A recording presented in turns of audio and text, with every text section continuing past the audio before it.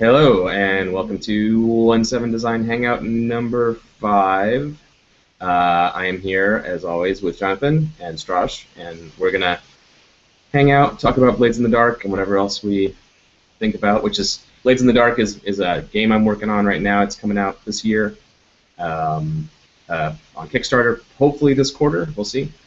I just released the beta version. Jonathan and Stras were kind enough to go through it and give me a bunch of feedback, and I kind of wanted to debrief and talk to them about it. So we're going to kick off with that and then see where the conversation takes us. So I guess my first question, Jonathan, you had a really good sort of opening bit of feedback, which is about the structure of the presentation. Oh, yeah. Mm-hmm. Right now, the game is a bunch of reference sheets for playtesters to have when they run the game, which can be put in any order, but obviously reading the thing for the first time and absorbing what it's about and how to play it, order is super important, and it's something that I did think about in the presentation, and I kind of went about it backwards. I'll explain what I mean, because you guys probably haven't seen that, people out in YouTube. The way the game's presented right now is it has a little bit of an overview, but it starts kind of at the level of actions, how your character performs actions and what dice you roll to do it, and what kind of effect they have on things, and how you deal with injuries or recover from that stuff, your stress level, all this character focus, very nitty-gritty, moment-by-moment kind of stuff, and then a little bit of kind of team stuff and downtime and slightly bigger scale, and then all the way out to the crew and how you create your crew. In this game, your group of PCs has a character sheet and a character class, kind of. So it kind of gets to that level, and then out into the bigger world, the various factions that your crew is involved with, your enemies and allies and stuff like that. So maybe, I don't know, I don't want to speak for you, Jonathan. Maybe you can kind of recap what you thought of that presentation and kind of how it struck you. Well, it's interesting. I mean, I think there's not like a hard and fast rule on order stuff in presentation. And people do it lots of different ways, and they're successful for different audiences for different purposes, right? I think one of the things about rule books is that you want them to do multiple things at once. You want people to be able to read them and kind of get into the game as they go along. You want people to be able to reference them at the table when you need useful information out of them. You want them to be able to find whatever they're looking for, whether it's at the table or whether they're just looking for a thing. So it's a lot of stuff to juggle at once. So the first way to start is it's not easy, right? And there's not a perfect formula to follow. I mean, we all know that Apocalypse World starts with all of the playbooks up front, right? Which is a interesting decision, but not necessarily the one that's clearest if you're just reading through the booklet, right? Because all of a sudden you have all these playbooks, and you don't understand what they mean or what anything on them means, or what you're supposed to do with them, that kind of stuff, right? Yeah, I really appreciate Vincent's how he stuck to his guns on that one, because we all gave him so much a hard time, because he introduces the playbooks and then he starts with the playbooks. They turn there twice. Right. And man, he was sure that was correct, and yeah, he's probably right, but it always struck me as odd. Well, I mean, the game is pretty successful, so it's hard to totally criticize. Exactly. But I think just because it's successful doesn't mean that the book is laid out in a perfect order either, right? Can I interject just 1 second? Yes, go ahead. Supporting your point is that there's a lot of people who didn't necessarily approach Apocalypse World through Apocalypse World, where they looked at it, they tried it, and maybe it didn't quite 100% click, but after they play some other hacks, which are laid out differently and teach the stuff a bit more explicitly, they will come back and interpret it in a different fashion and get more out of it. So there's a lot of groups that, for example, tried AW, didn't work for them, and then I'll run something like DW for them, and then they'll go back to AW and they'll be like, oh, so. Yeah. So I don't know if he was right. Success does not indicate correctness. No, of course.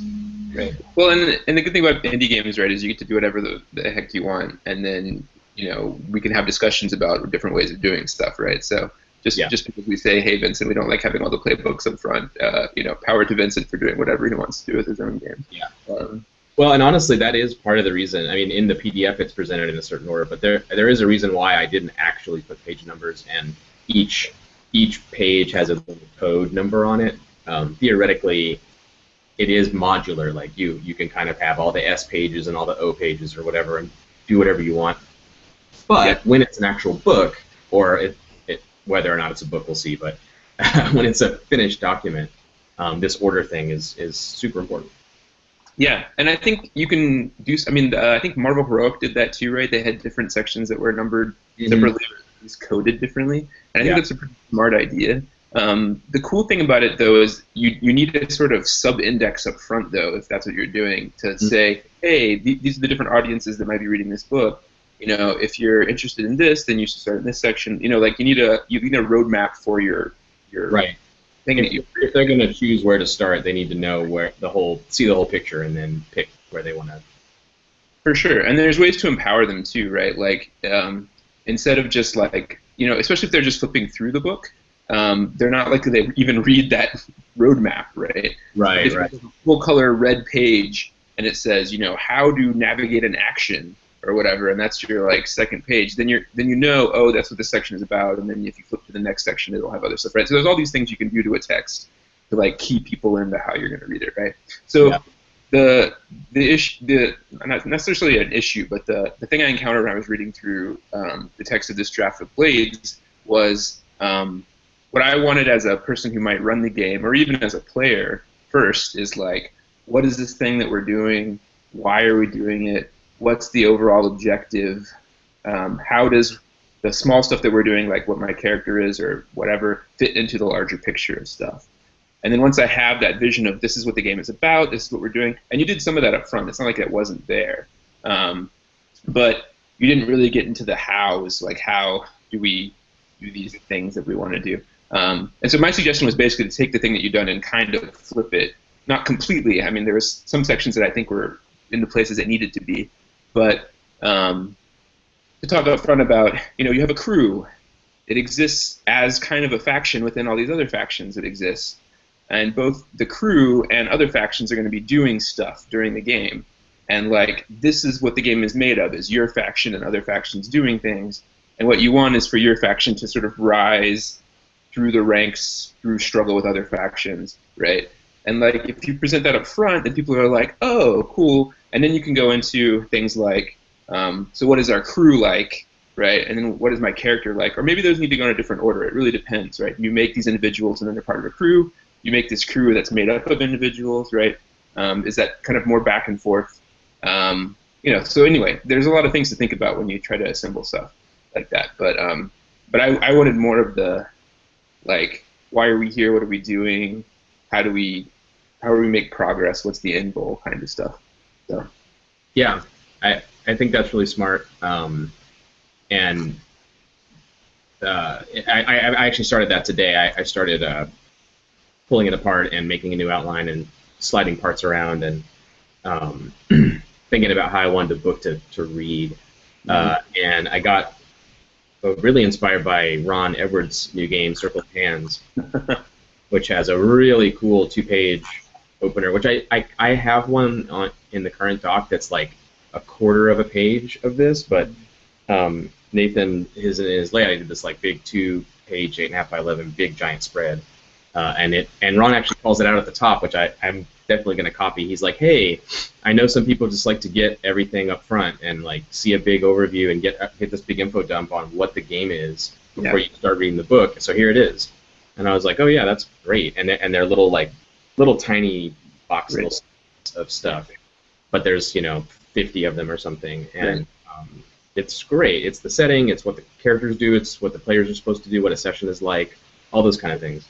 So I started writing that for Blades, and man, 1, it's a great thing to have in your game. Yeah. 2, I was like, oh, I'm gonna knock this out. This is easy. I know this game forwards and backwards. And as soon as you start writing that, I was like, oh yeah, what is that? Like, anytime you have to take something that you're so intimately familiar with Right. And they're things I'd written before. Like, here's what the characters do, but it was like 2 sentences long. And now I have to expound on it just a little bit more, and these questions come up, right? Like you just said, I just hit this thing tonight, where I was like, okay, first you make your crew, and then, oh, wait a minute, hang on. Have we ever done that? Ever when we played? We've always made our characters first. Right. But should you make the crew? Like, I don't know. So. Because it could happen both ways. You could either be like, hey, we're this kind of crew, and so you make people who would be on that kind of crew. Yep. Or you make a bunch of miscreants, and you're like, okay, why are we together? What is our deal? So, yeah. I don't know. I don't have a strong feeling on that one, Yeah. despite having run it for a long time. We've never... This last time when we started a new campaign, we got very close. Like, I put the crew sheets out on the table because they were all done for the first time ever. Right. And everyone was choosing and writing their characters while the sheets were out, and they were talking about the crew they were going to do, or kind of leaning towards one of them. Right. But I don't know. I got to put that into an actual procedure. Maybe that's the procedure. Yeah, that could be. Yeah, totally. It's functional to do it that way, I think. Yeah. So, which one? They're clearly not the strike team, because that one's not 100%, but were they Rising Stars or stealth operatives? The strike team is actually done. I don't think you have it yet, but they are technically a shadow cell, which is what it's called in this other playset. Not in Blades in the Dark. I don't know what those guys are going to be called yet. But they decide they want a mysterious patron, and they want to like be super covert, and they haven't really done that yet. But it's only been 2 sessions, so yeah, that's the way they're going. And there are 3 more crew types that are in progress, so there'll be a full set of 6 eventually. Turns out they're actually pretty hard to write. Yeah. So we'll see. Yeah. Well, also, as you found out in your Stars Without Number game, sometimes what people think they're doing as a crew and what they actually end up doing as a crew are not necessarily the same thing either. So. Yeah, and that's actually going on the sheets. I'm stealing from Apocalypse World. One of the crew advancements, Stras actually called this out in his feedback about having maybe fewer choose from another playbook kind of advancements where you kind of multi-class your crew or your character. One of them is, for both characters and crews now, you can change to a different type. Which, obviously, that's a great thing in Apocalypse World and other games that let you do that. So I think it makes, especially for crews, it makes a lot of sense to just go, hey, you know what? Let's spend our next advance. Our crew has saved up this money, and we have the right contacts. We're in position to do this thing. We're not going to be the strike team anymore. We're gonna change our type. So that's definitely in the game now. And some of it could be fictional, right? Like you could be a covert group and get too much publicity, so you have to become a strike team, or there's like all sorts of different things that could happen, right? Yeah, and you can always you can do it fictionally as anytime you want, or anytime it's happening in the fiction. But to actually get the other character sheet, so you have the stuff of the other type, right? That has to be done with advancement, and that represents stuff in the fiction that you're leveraging things and swapping out assets and blah blah blah. And kind of that you've embraced the role; it didn't just happen to you or whatever. Yeah. So that was the first thing I was thinking about was kind of order of presentation, and not just presentation, but concept too. Like, how do you think about the game conceptually as a first-time person experiencing it for the first time? Do you feel like you're writing like a 2-page version of the game, kind of like? Yeah, I'm trying to. Well, I'm trying to get it down to 1, but basically, yeah. Like what? And I'm trying to start out with kind of like, okay, what do we do here? What is this? In a really succinct way, and then part of a column for the setting in broad strokes, part of a column for the weird things that need explanation, like ghosts and electroplasm and stuff like that in broad strokes, and then a column for what play looks like. What do you do? What's a normal sort of series of things that that get done when you play the game in a session, and then kind of overall what you do. That could be cool too. I mean, like even stuff like like what types of scenes are there? Like what kinds of actual stuff are you dealing with, right? That's something that a lot of games kind of leave open-ended, right? Especially if they're like, oh, we have scene framing, and it just takes care of itself, right? You don't have to tell people like what kinds of stuff actually happens in the game. But yeah, it's really good to think through the nitty-gritty, and even then, like in a scene, like how do you break that down into like one person does a thing and then somebody else does a thing, and like that kind of stuff. It's so good for game design too, because if you can do that and there's a real strong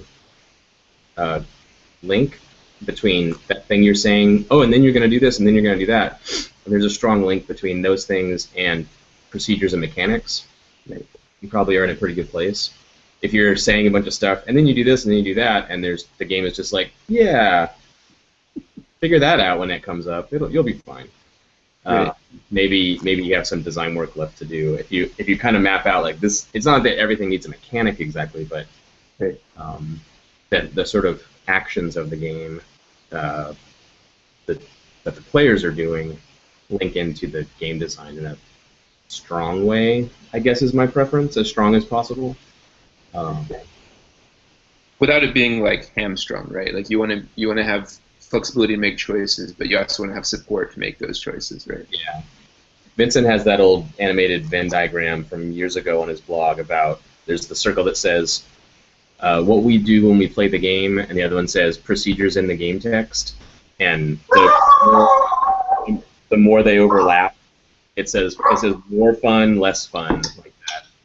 So I think that's always been a really smart presentation of that idea. That it's not universal. It's not like everyone has more fun this way. It's just an expression of what happens when he plays games, and I happen to agree with that, or I feel the same way about it. So it's been good. Like you put me on this path of thinking about it more seriously instead of being like, here's a bunch of reference sheets. Playtesters, good luck. It's one of those things like you don't have to think about it during the playtest period, right? It's just you're just doing everybody a favor when you do, right? Yeah, you're right. I feel like you have to be kind to yourself as a game designer because you can get paralyzed by this kind of thing. You can be like, well, I need to write this, but I can't write that until I know which one comes first, and I can't know which one comes first until we play. And I can't play. You're right. It's like I can actually jump in here. Yeah, go. I've recently had to do that for my own stuff, and what happened is I actually talked to somebody who's got a little bit of that editor gene. And so one of the things that I'm friends with Kit Latouche, and one of the things that he did was he had me write down first all of the kind of like chapter headings. So for you, it would be like the S numbers or whatever, as like on these giant index cards. And then I kept breaking them down and breaking them down. And one of the things we did with the index cards is we tried to see what the cross-links were. So if I was introducing a concept, I would check and see if either I had a back reference or if it was a forward reference just like a little bit further down the page, right? And so one of the things that I was discovering was that the way that I was teaching it to kind of order it in the way that I would prep the game is not a good way to teach it in order to learn the mechanics. And so I wrote it like, well, before you do anything, you must know this. And then you're going to be doing these things, so I'm going to write those rules. And so a lot of times you would see a certain mechanic, and you would be like, well, okay, so this does this, and that's what's written down, and I kind of understand that, but I don't understand the context of it. And then later when you go through the engagement and you learn like the core mechanics, you're like, oh my god, that's terrifying! And so that's actually, Jonathan Lavallee also called that out when he was reading my stuff, but that's one of the things that I had to do was just check all my references. And the other thing that I can suggest, and this has helped me, I don't know if it works for anyone else, is I downloaded a Markdown editor.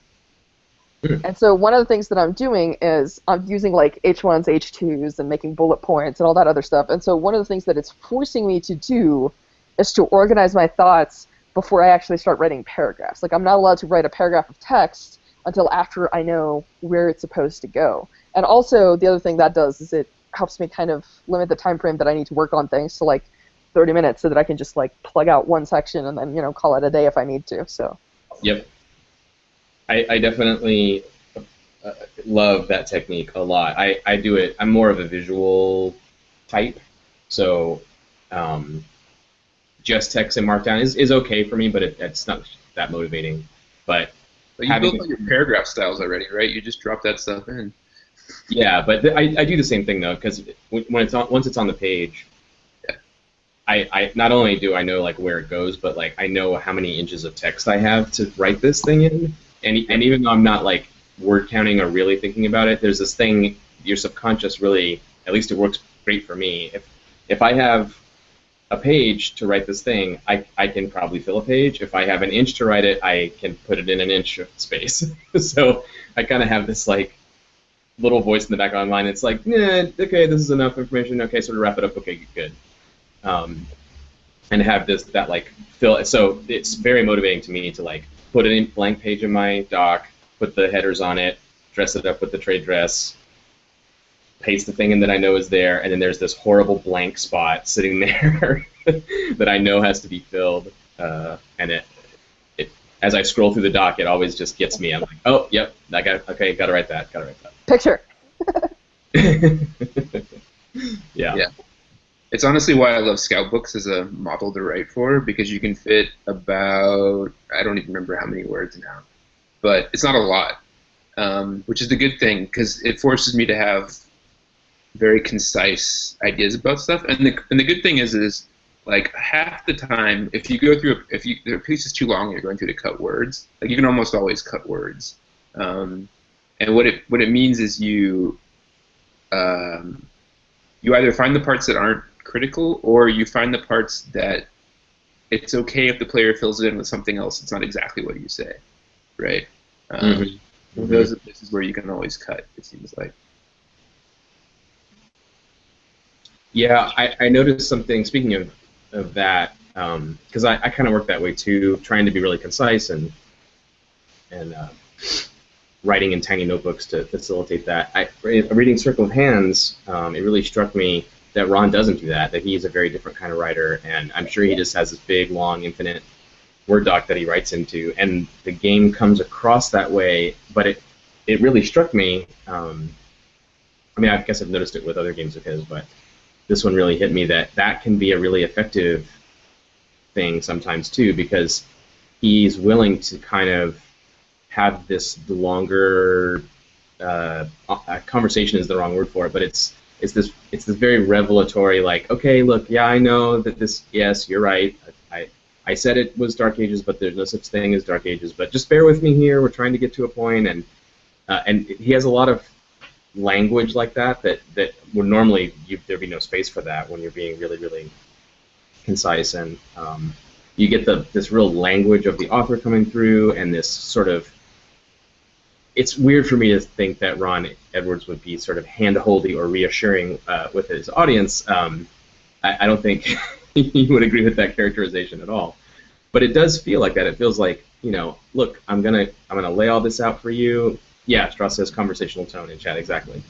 And I think we all kind of are in that zone, but brevity sometimes cuts out the little linking phrases and conversational bits that make it feel like, this is no big deal. We can just relax and sort of ease into this. I'm going to have this diversion about chain maces or whatever, and there's something to be said for that. Not that I'm going to totally revamp the way I write or something, but it really struck me reading his game that there's some merit to not always containing yourself to the smallest possible area. Sure. And the recent draft of Blades is definitely very concise like that, right? Yeah. Like, one of the things I said in feedback too is there are a couple places where I lost what was happening in the fiction because there was a lot of mechanical stuff happening.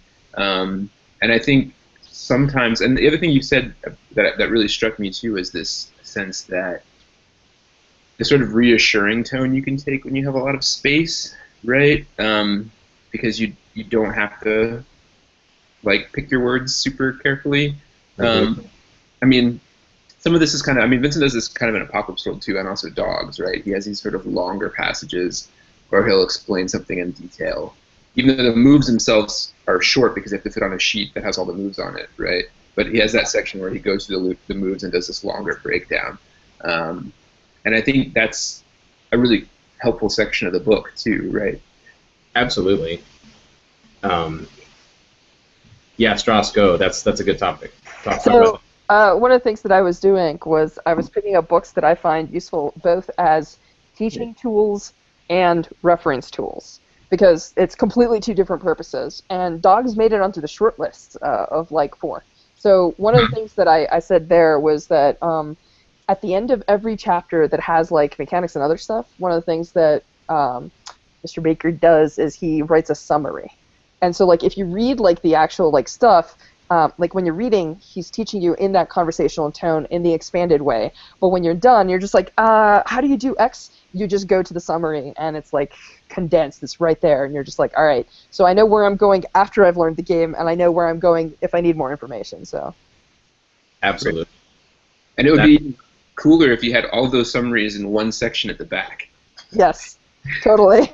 Yeah, and that's partially been my goal. I mean, Dogs is still, I think, the best written RPG. Pretty sure. Maybe Monster Hearts. It's a toss up, but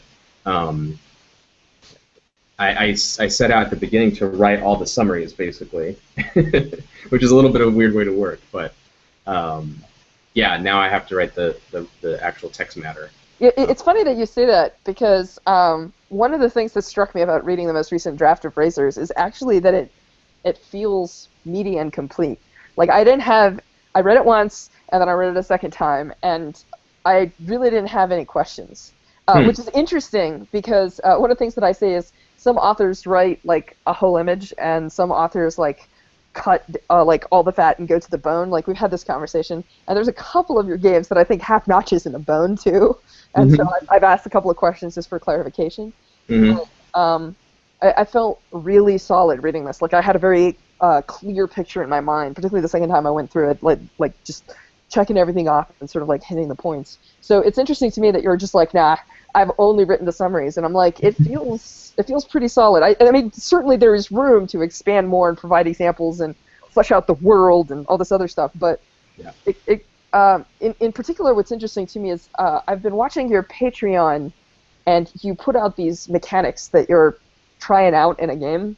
And so the new die mechanic with the action and the effect dice is obviously, in some ways, either influencing or influenced by the Thought Lords of Mars. And so if you recall, when that came out, I had questions. Yes. But now that I've seen it in Razors, I'm like, oh, well, now that I run it, I totally know how this is supposed to go. So that's not accidental. In some ways, it's I don't know. The testing ground is overstating the case a little bit, but it started with bootleggers long ago and exploring some of the stuff in that, because it also has an effect roll, kind of. It's just under harm, but it's the same mechanic. And then, yeah, going into Thought Lords. At that point, when I put that mechanic in Thought Lords, we were already playing Blades in the Dark, and that was already working well, and I thought it was a good fit. But yeah, in terms of like gauging response in some ways, or Thought Lords has one half of a column of a 6x9 page to explain how to do it, and a lot of people were, not a lot, some people were kind of confused about exactly what the point of that was. So yeah, in a way, it was kind of like, well, how minimal can this be? Is the concept strong enough to make minimalism work? Is it nuanced so it needs a little more text? And something that, like you said, like some of my games don't really spell everything out, and that comes from the Shadow of Yesterday when Clinton was writing that game. At the very first playtest, we were like, hey, how does this work? Like, I forget what the nuance was. It was something about, I think it was who says what happens kind of thing, like, because we had played Troll Babe or something, or some game that had certain narration rights or some kind of new indie idea, and we were drilling Clinton on who gets to narrate this or who has final say on this or whatever, and he's like, I don't know. And we're like, oh, okay, well, when you figure it out, he's like, no, I'm not putting that in the game. Just whatever, you figure it out. Your group will come up with something, and based on my design goals, all those solutions are good for this game. None of those are bad. If some of them were bad, I would call it out in the book and say, definitely don't do that. Don't make it so the GM narrates everything. Oh, that's fine too. Whatever, it's fine. And so there are games like Ghost Echo has some of these qualities and Ghost Lines. There's a few things that infuriate some readers, like, and I always get the same feedback, like it doesn't say how to do blah, and I'm like, I know, it never is going to say that because all the ways of doing that are functional, and you should just do whichever one you want, and that drives gamers crazy. And there could be a bit of text saying that. Saying like, hey, it's okay, just figure out a way to do it, it'll work. But I don't want to do that. I prefer to be a little cruel and perverse about it and just kind of vague. But well, and all games do that, right? I mean, to one extent or another, right? They leave things up for you to decide. Yeah. Exactly, and I think you just have to walk that line between make sure what you're doing is intentional and also be open to being wrong. Like, just because I want it to work every way and I want to be vague about it doesn't mean that's the right thing to be in the game, and sometimes you got to change. But usually that means moving on to something new, not revising something old and over and over again until it's perfect. But yeah, Dogs in the Vineyard, man. I have it sitting right here next to my. It's right next to my computer at all times. That text is about as good as it gets. So, if you don't mind, I had another little one of these topics that you guys shared in your feedback that I wanted to hit on.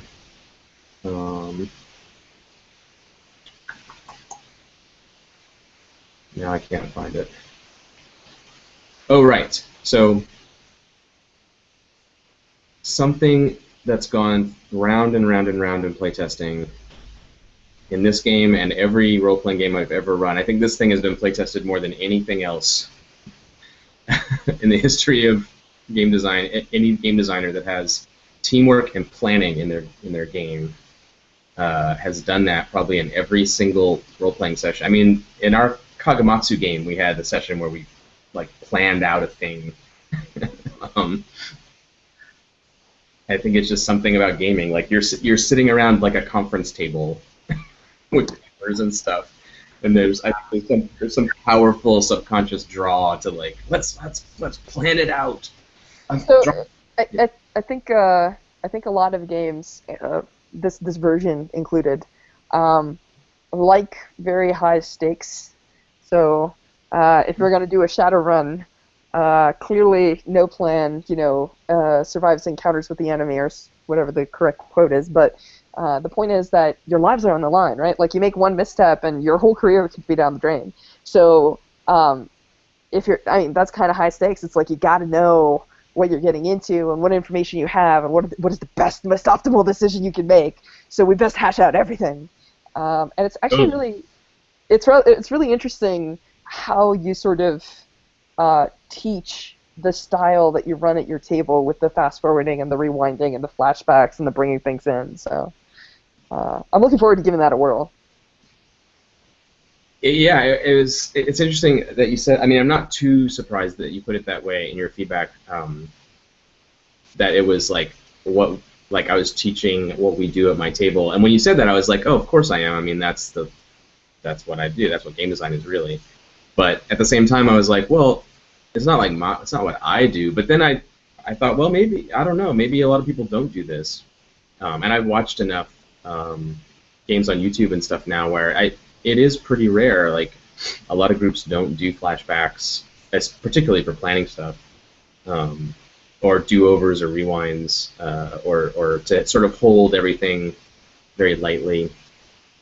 And it's something I'm trying to convey procedurally, and then the mechanics hopefully will kind of support that idea that having a good mechanic for teamwork, hopefully this finally, after many revisions, is a good teamwork mechanic. I think it is. That's one part of it, but the other part of it really is setting the right expectations. Like, if people really think that it is super high stakes, no take-backs, plan everything up front, or suffer the consequences, then you are going to have 3 hours of planning the heist because they have to get it right. But if the expectations are You're experts. Come up with some good ideas. Go for it. If you decide in the middle of it that you totally would have hired snipers, you can do that. Like that's fine. Spend the money and you have snipers, and it's cool. And I think that procedure, that's not a mechanic per se. There's a mechanic to get the snipers, but changing expectations that way, I think, is so important to any solution to the planning problem. If you do have a planning problem, you gotta realign expectations on some level to say, look, it's okay. Your characters are really good at this, and they're getting so much more information than you are. I can't, as the GM, possibly convey all the massive amounts of intuition and observation and detail that your characters are getting. So why should I hold them accountable for looking at the world through this tiny drinking straw-sized funnel and say, you didn't think of that, you get screwed, you die. Like, dude, the only things we can know is the 2 minutes of stuff you told us before this. So yeah, I'm really trying to both create some mechanics that are fun, but really kind of write a little mini manifesto in this game about how to break that logjam of the 3 hour or 2 sessions worth. We had in our Stars Without Number game, we had a 2-session long assassination plan, which was really fun. Everyone loved it. It was a great time, but holy crap. It was ridiculous. It was like 8 hours of planning a hit. Yeah. Yeah. I think, so what you just said brings up 2 things for me. One is that part of it has to do with the GM-player relationship, right? Because the thing that you described about how you didn't say this thing, so you don't have this thing, like that's part of the classic sort of GM gotcha tactic, right? Where if you don't say it, it doesn't happen in the fiction. Yeah. And part of what the GM-player relationship is about that. It's about, do you say the things that are going to get you past this thing that I made, right? And like if the GM-player gotcha thing isn't part of it, it really changes the way you think about that whole dynamic, right? So that was one aspect. The other aspect is it makes me think that what you're trying to do is have a mixture of the perspective that you have when you're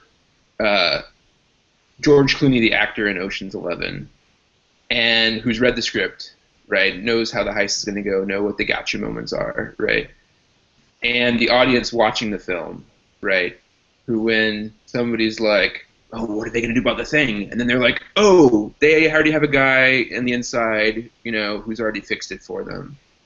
It's cool, right? And like the whole movie is like that. All the Ocean's 11 trilogy is like that, right? You still do a little bit of the planning, but then mostly what you see is them doing the thing, and the different solutions are revealed kind of as they go, right? And so you kind of want to mix. You kind of want that more, right? Where you're having that fun with the audience of seeing like how are they going to get past the thing, right? Without knowing beforehand exactly what they're going to do, right? Yeah, I think it's right. It's very close to that. It's not quite all the way into authorship outside of your character. Like it's authorship in the writer's room sense, except that you can only author things through your character. Like you can say, we would have hired snipers for this, right? Because your characters would do that. But you can't say the enemy boat, they don't have sentries at night, right? Because they got drunk. And like your character can't do that unless someone says, I'm going to pretend to be a sailor on their ship and I'm going to get all their guys drunk. Yeah. You do it that way. And everything is funneled through the character, but it doesn't have to be before the launch of the operation. Right. And it's like it treats everything the way the game system treats everything. Like there's actions and consequences and risks and rewards. And the fact that you're doing it in a flashback doesn't make it automatically occur. Right. It doesn't mean you get it for free or whatever. it's still part of the game system. Like, you still got to roll your connections to get the guy. You still got to see how effective a sniper he is. If they even showed up, if you got them drunk, how long are they out for? Did they catch you in the act? Like, all those things are still in play. And I think, and they engage other mechanics, right? Like, if you're getting them drunk, you got to pay for getting them drunk. You have to spend time to be there, so you can't be doing other stuff. You got to make the roll, right? If the roll doesn't work, then you have to figure out what the complications are, right? There's like all sorts of things. Right? Yeah, exactly. And I think as long as you stay in that mode where we're still playing the game, I think groups stay away from it sometimes, or a lot of times GMs are very resistant to it because it feels like cheating at the game level. Like, oh, you just get to say you did that. You just get to say that you brought the tools you needed. You just get to say that. Like, no, you can't just say that. Like, we're playing a game that has rules for how stuff goes, and as long as you stay in the mode of, yeah, okay, it's a skill check, or it's a save, or it's a roll for damage, or keep using the game system, all that stuff kind of evens out. And then, at least in my case, I've found that you kind of often need a resource that directly connects to it. And the obvious thing for me is like some kind of time opportunity cost thing that is always floating around in the game. So whenever you need to say, oh, actually, no, we spent the last day and a half tailing that dude, you can be like, okay, so that's 2 sessions of downtime that your crew had that we didn't know about. So tick those clocks forward. You know, you're going to deal with the consequences of that. Having some kind of resource like that, I think facilitates. It's not the only way to do it, but it makes it much easier to assign a cost and sort of introduce the idea that fictional time is a resource, and then table time doesn't have to be the resource we're using up. We don't have to have the hour-long planning session. We can just say, tick 1 unit of character planning time, and you get 2 bonus dice, and now you're sneaking onto the boat. Yeah, and the reason, so I did a similar thing in Love Over Gold with the factions and the hero party, and the thing I really like about it was it makes you think about whether you're going to spend the extra time and resources to do a thing, right? Mm-hmm. You're like, well, we could tail this guy for a day and a half, but then that means the other faction's going to make a move, and like some of them we know what they're going to do. They're going to like hunt us down and try to mess up our plan, or they're going to like move the goods from one place to another place, or they're going to, you know, there's all sorts of bad things that could happen there. And so you have to decide, you know, are we going to go in slightly less prepared and just do it with what we've got, or are we going to take more time and then hope that it's not completely irrelevant when we get around to doing it, right? Or not even completely irrelevant, but more difficult, right? Exactly. And once you have the dichotomy, this is another thing I'm trying to kind of convey in the text, which I don't think it's in the playtest stuff. There's maybe one place where I call it out. Whenever you have a dichotomy in a game, there's the Buffy option, right? There's there's the right way, the wrong way, and the Buffy way. Like, she gets presented with a big thing that happens. There's several times in the series where somebody tells her, look, you either do this or this happens. And she's like, I'm not doing either of those. Screw your system. I'm doing my own thing. The Kobayashi Maru. What's that?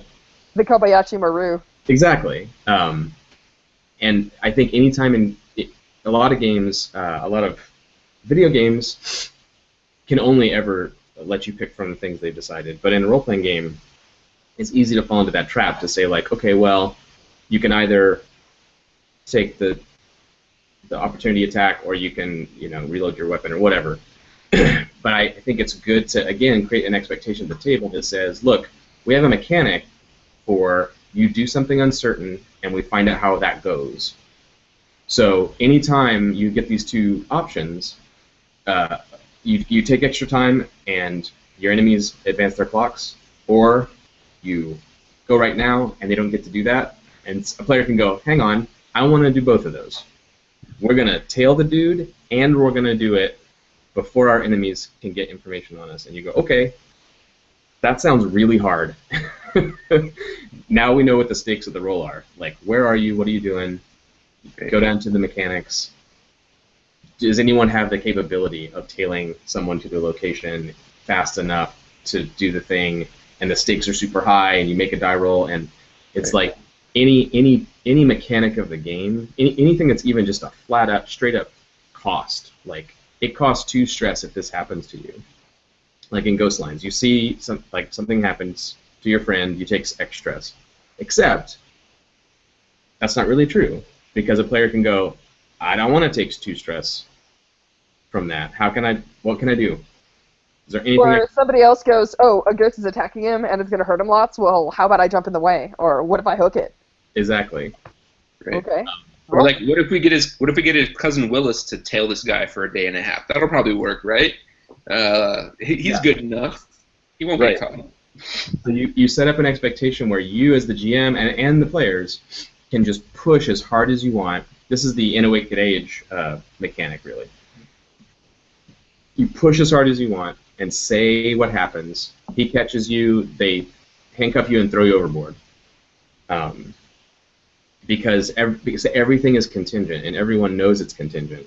So any outcome, including the result of a damage roll or anything, is still contingent on everyone agreeing and going, yeah, I take 6 damage. Instead of, hang on. Is there any way I can not take this damage?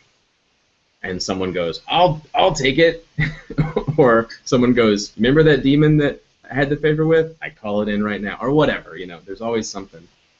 But that kind of play doesn't happen if the expectations are accept what happens, only follow the rules, whatever. There has to be some little cue or instruction somewhere in the process that says you don't have to accept what's happening. You can always step in and try to change things and take some crazy risk, and it probably won't work out, but you can try. You can try anything. The interesting thing is I've seen that happen so many times at your tables, and I've heard stories about it happening even more times, that people take the crazy risk and somehow it manages to work. So I have to say I'm a little bit skeptical about this risk that never actually pans out. But I do think it's also... you have to make all your rolls. That's the motto at my table. That's what everyone always says. Just don't fail your rolls and everything will be fine. Yeah. There's a running rogue joke. Whenever you fail, the first thing you do. The difference between a rogue and a sane human is you always double down. It's like, oh, did I fail? Well, all right. What's the worst that could happen if I keep pushing? So I just need multiple 6s, right? I can do this on 2 dice. Exactly. Right. Ryan Dunleavy, my friend, who basically is the avatar of this type of gaming. In the last Blade series, his character was called Double Down. He named him Double Down. Because of this. And it started a long time ago, even in our old Talislantha games in junior high and stuff. But Ryan's character in Stars Without Number has the best moment, the most vivid moment of that. The teleporting psychic commandos appear out of nowhere because they pissed off a faction that could murder them whenever they wanted. So I'm like, they show up and murder you. So they teleport onto the brig with their weapons against the backs of their skulls. They pull the triggers and just mazer everyone's skulls to vapor. And Ryan's like, okay, but there could be an initiative roll though. Yeah, okay, sure. Or let's give them a +20 to their initiative or something. I don't know. Let's give them a big bonus because they have this huge advantage. Okay, so he rolls and he beats them. He rolls a natural 20, whatever he had to get. Okay, I go first. Yeah, you go first. Okay, so I want to activate the warp drive while we're sitting in the space dock.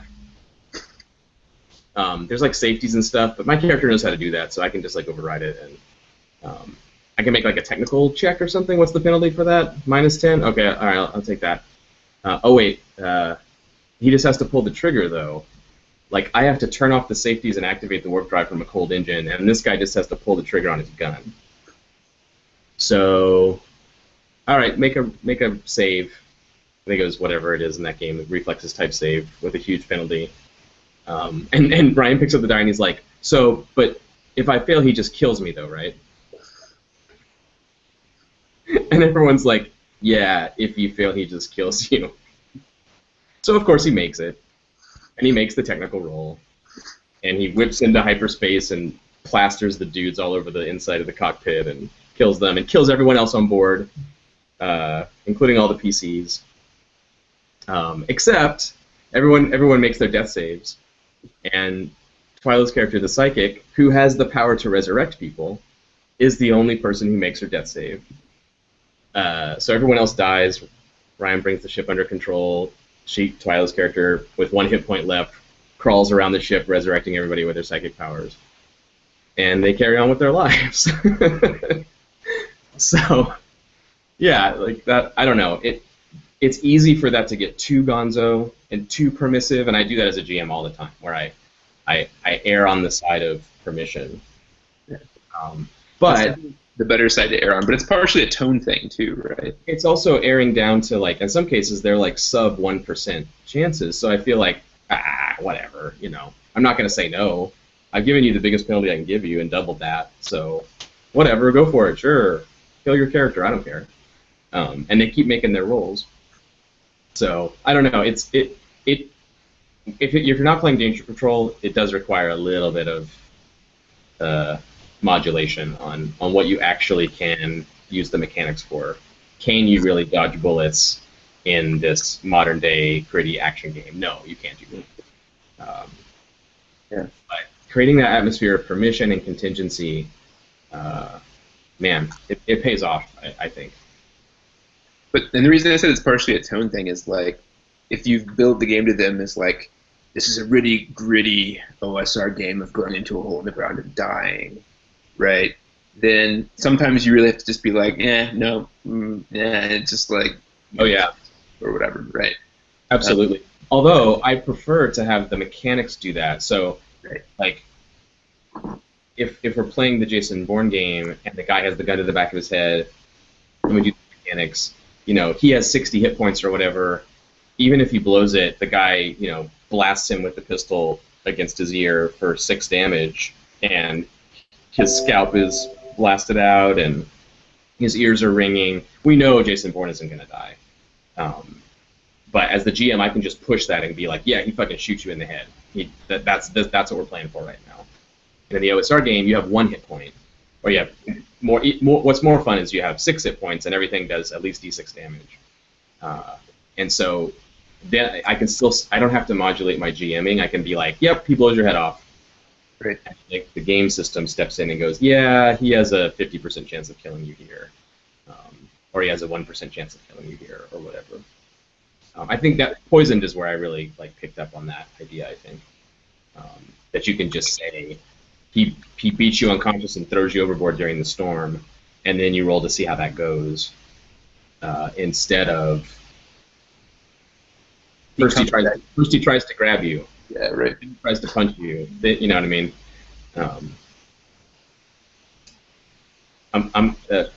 It's figuring out beats, right? Like, sometimes you're rolling to determine a single action, and sometimes you're rolling to determine the whole scene.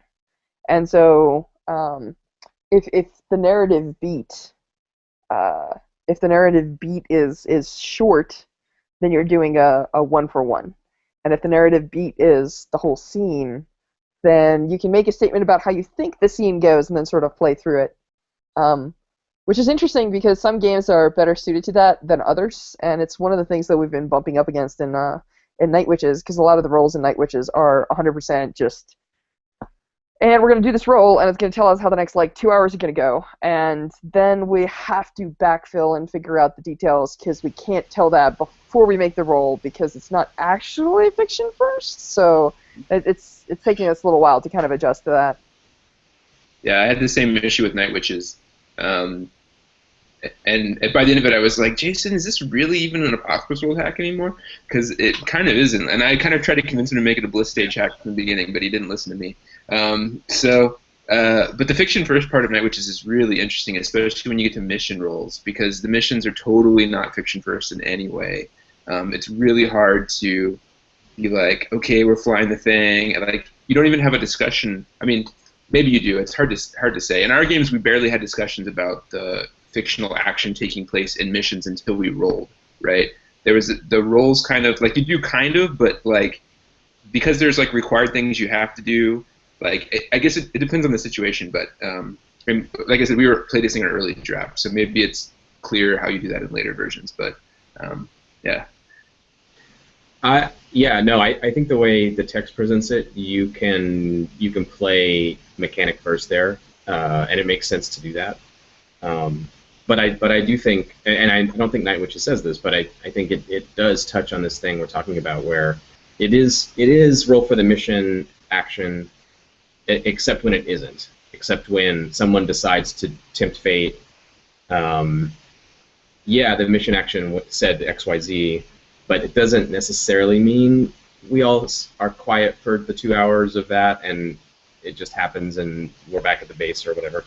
Like, still, it is still contingent. There is still the sort of catch-all moves that are available to everyone to say, no, no, no, no, no. I climb out onto the wing and I do whatever. Like, that's always in play. So it is it. I don't know. I'm trying to write some text for Blades. I think it might be in the playtest right now that call out the two modes and give you a kind of way to assess that, to say, how are we playing right now? Are we playing kind of, I think I call it goal forward or fiction forward, where we're either saying, okay, this is what I want to accomplish, and it can just be out of the blue. It can be like, hey, the CIA is in the region, right? Yeah, you don't know anything about that. I want to know about that. I want to find a CIA agent. Okay, let's get into that and like ask questions about it and talk about it, and that's way outside the fiction. And you got to drill down. Okay, you're at the cafe and there's the dude with the newspaper, and you're like, you got to get all the way down into that to make that make sense. Or you start out at the cafe and the GM says there's a weird dude watching you. And everyone gets into that and like starts making moves and figuring out who the guy is. And I think some games like put you firmly in one camp or the other, and then others. And I think Night Witch is a little bit in the space where it lets you kind of slide around in there, and it isn't totally obvious. But because it's an Apocalypse World hack, if you're coming to it from that space, you might treat it like straight up fiction forward, move trigger, Apocalypse World, and yeah. It's hard. There's only like 2 or 3 moves that even fall into that purview. Mm-hmm. Just like asking somebody like, well, are you doing a bombing run, is not gonna accidentally happen out of the fiction, right? Or like, oh, you're scrounging for the next 2 hours? Well, we don't know if anything goes wrong or how you react until after we roll, because the fallout only comes from the roll. And it could all go smooth. But there are only like 2 or 3 moves where you can actually be like, are you tempting fate or are you acting out?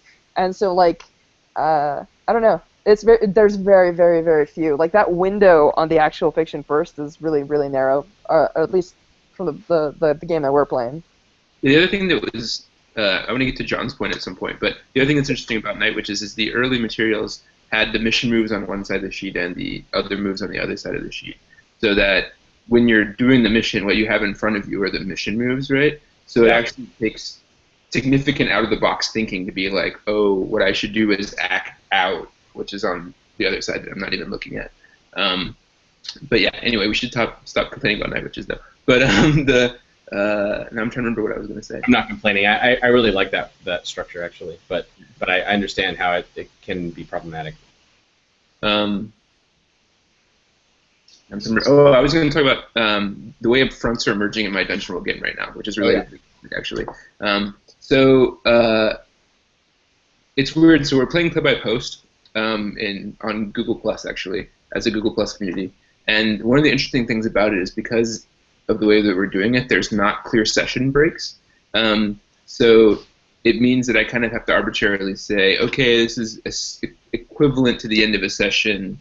Let's count XP, and you can make your level up roll if you want, and that kind of stuff. But the other interesting thing is about fronts, right? So I'm used to Apocalypse World at the end of the first session. Now you've kind of set up the situation, and now you go back and you sort of make your fronts of various stuff, right?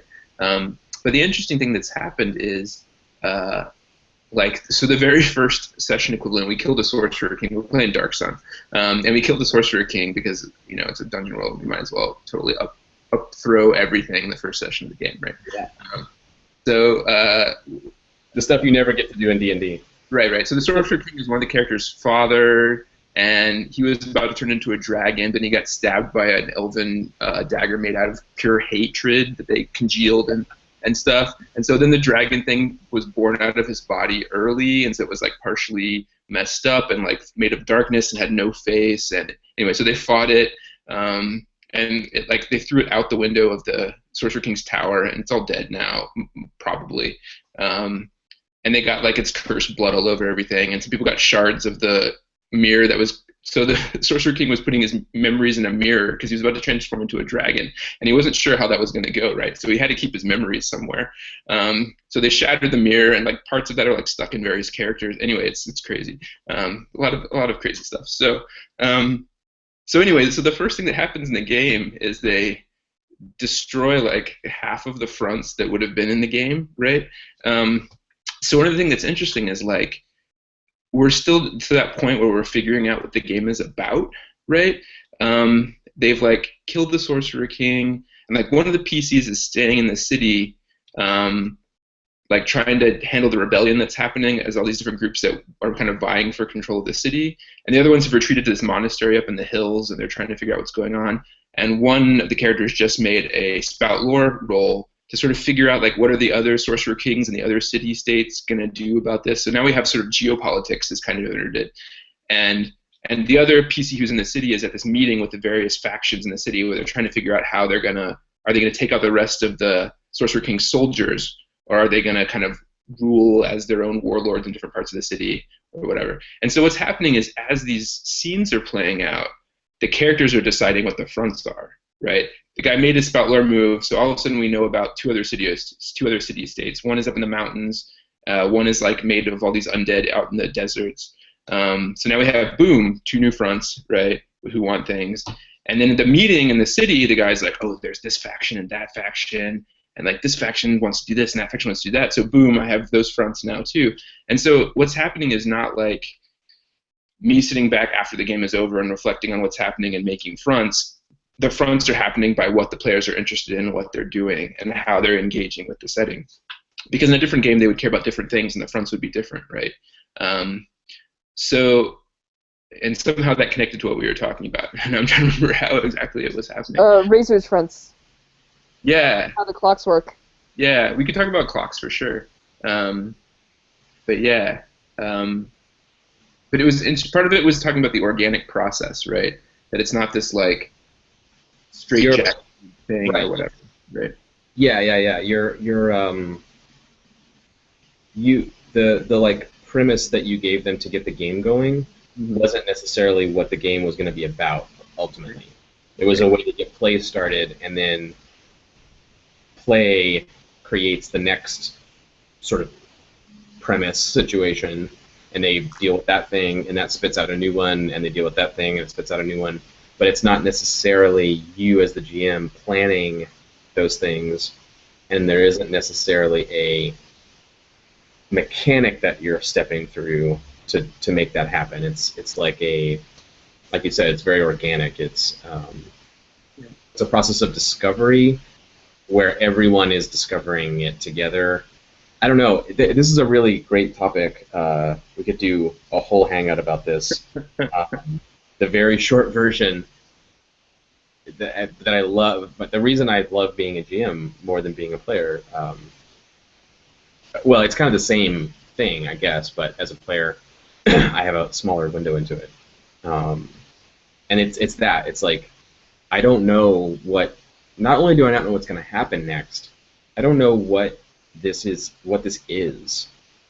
Like, you need to have enough to be on the same page, and nothing more than that. Like, because more than that means somebody is likely like pre-planning things or preloading things and pushing stuff in certain directions, and people love that type of play, and it's not what I enjoy.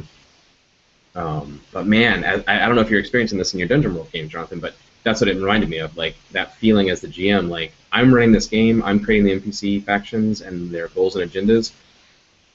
I don't even know if this game is about those guys. Like, and some of this stuff might not even matter, right? They're like, well, we're going to leave the city behind and go up in the mountains and like start a mercenary cult or whatever. You're just like, sure, you do that, and then you like come up with some guys who think that's a bad idea or they're threatening or whatever. You just kind of roll with whatever people are doing, right? And it's still in that space. It's still actions and consequences, right? Like they turn their backs and walk off. Okay, these factions get what they want. They wreck the city. The guy does the thing. He completes the ritual. Tidal wave comes in, and they're like, yeah, whatever. We're in the desert. You just keep making GM hard moves on that city while they're gone, right? Yeah. Just like they don't care, and you don't need to keep telling them about anything. They care, but it all happens. Right. Call of Cthulhu, like whichever first version of it I played. I think it was third edition that I played first. The Chaosium third edition. There's a section in there where you might do missions that don't really get resolved. Like you don't really discover what's going on, or everyone dies, or whatever. Like weird shit goes down, and the survivors might not really know what's going on. And there's rules for sanity checks when you read the newspaper, because later on you read a newspaper article that says like, oh, the so-and-so corporation company like dynamited a new mine in Innsmouth the other day, and like you got to make a sanity check about that because you know there's weird shit there that never got dealt with, and there's other people going, and are they gonna get killed or turn into fish people or what the fuck? And it's a cool little. It's not really a mechanic exactly. It's a little sidebar or something. Right. It's like that sanity check you have to make at the beginning of Aliens too. Yeah. Right. Oh, they terraform the planet? That's gonna go great. Exactly. Nothing go wrong with this planet. Exactly. Yeah, and I don't know. It's weird because I used to get into lots of conversations about Call of Cthulhu online because it's like everyone's favorite whipping boy about like broken illusionism and like railroaded campaigns, because most of the modules are really bad. But my own experiences of it were totally like the formative moment for me as a GM, I think, was when my high school civics teacher, Mr. Four, who was our GM, Cthulhu GM, he had this like binder like this huge 3-ring binder with his werewolf campaign that was set in the area around where our high school was, but in the 30s or 40s. And our characters just fucked. First session, completely did the wrong thing, like made very bad decisions, and we all most of us got killed. He did a great move as the GM. After all these shenanigans went down, he closed the notebook and he turned to one of them and he said, "They find you a few weeks later wandering on the railroad tracks." And he just took that binder, this huge GM binder of NPCs and relationships and mysteries and werewolf cults and all this stuff, and he just set it aside like it was nothing. And next week we went and played something else, and we never found out what was going on. We made new characters, and he was a kind of a dramatic, cruel sort of GM. So he told us like, no, you can never know. You can't make new characters. You can't go there. You can't do that. We're playing something else now. You lost, which is a very hardcore way to do that.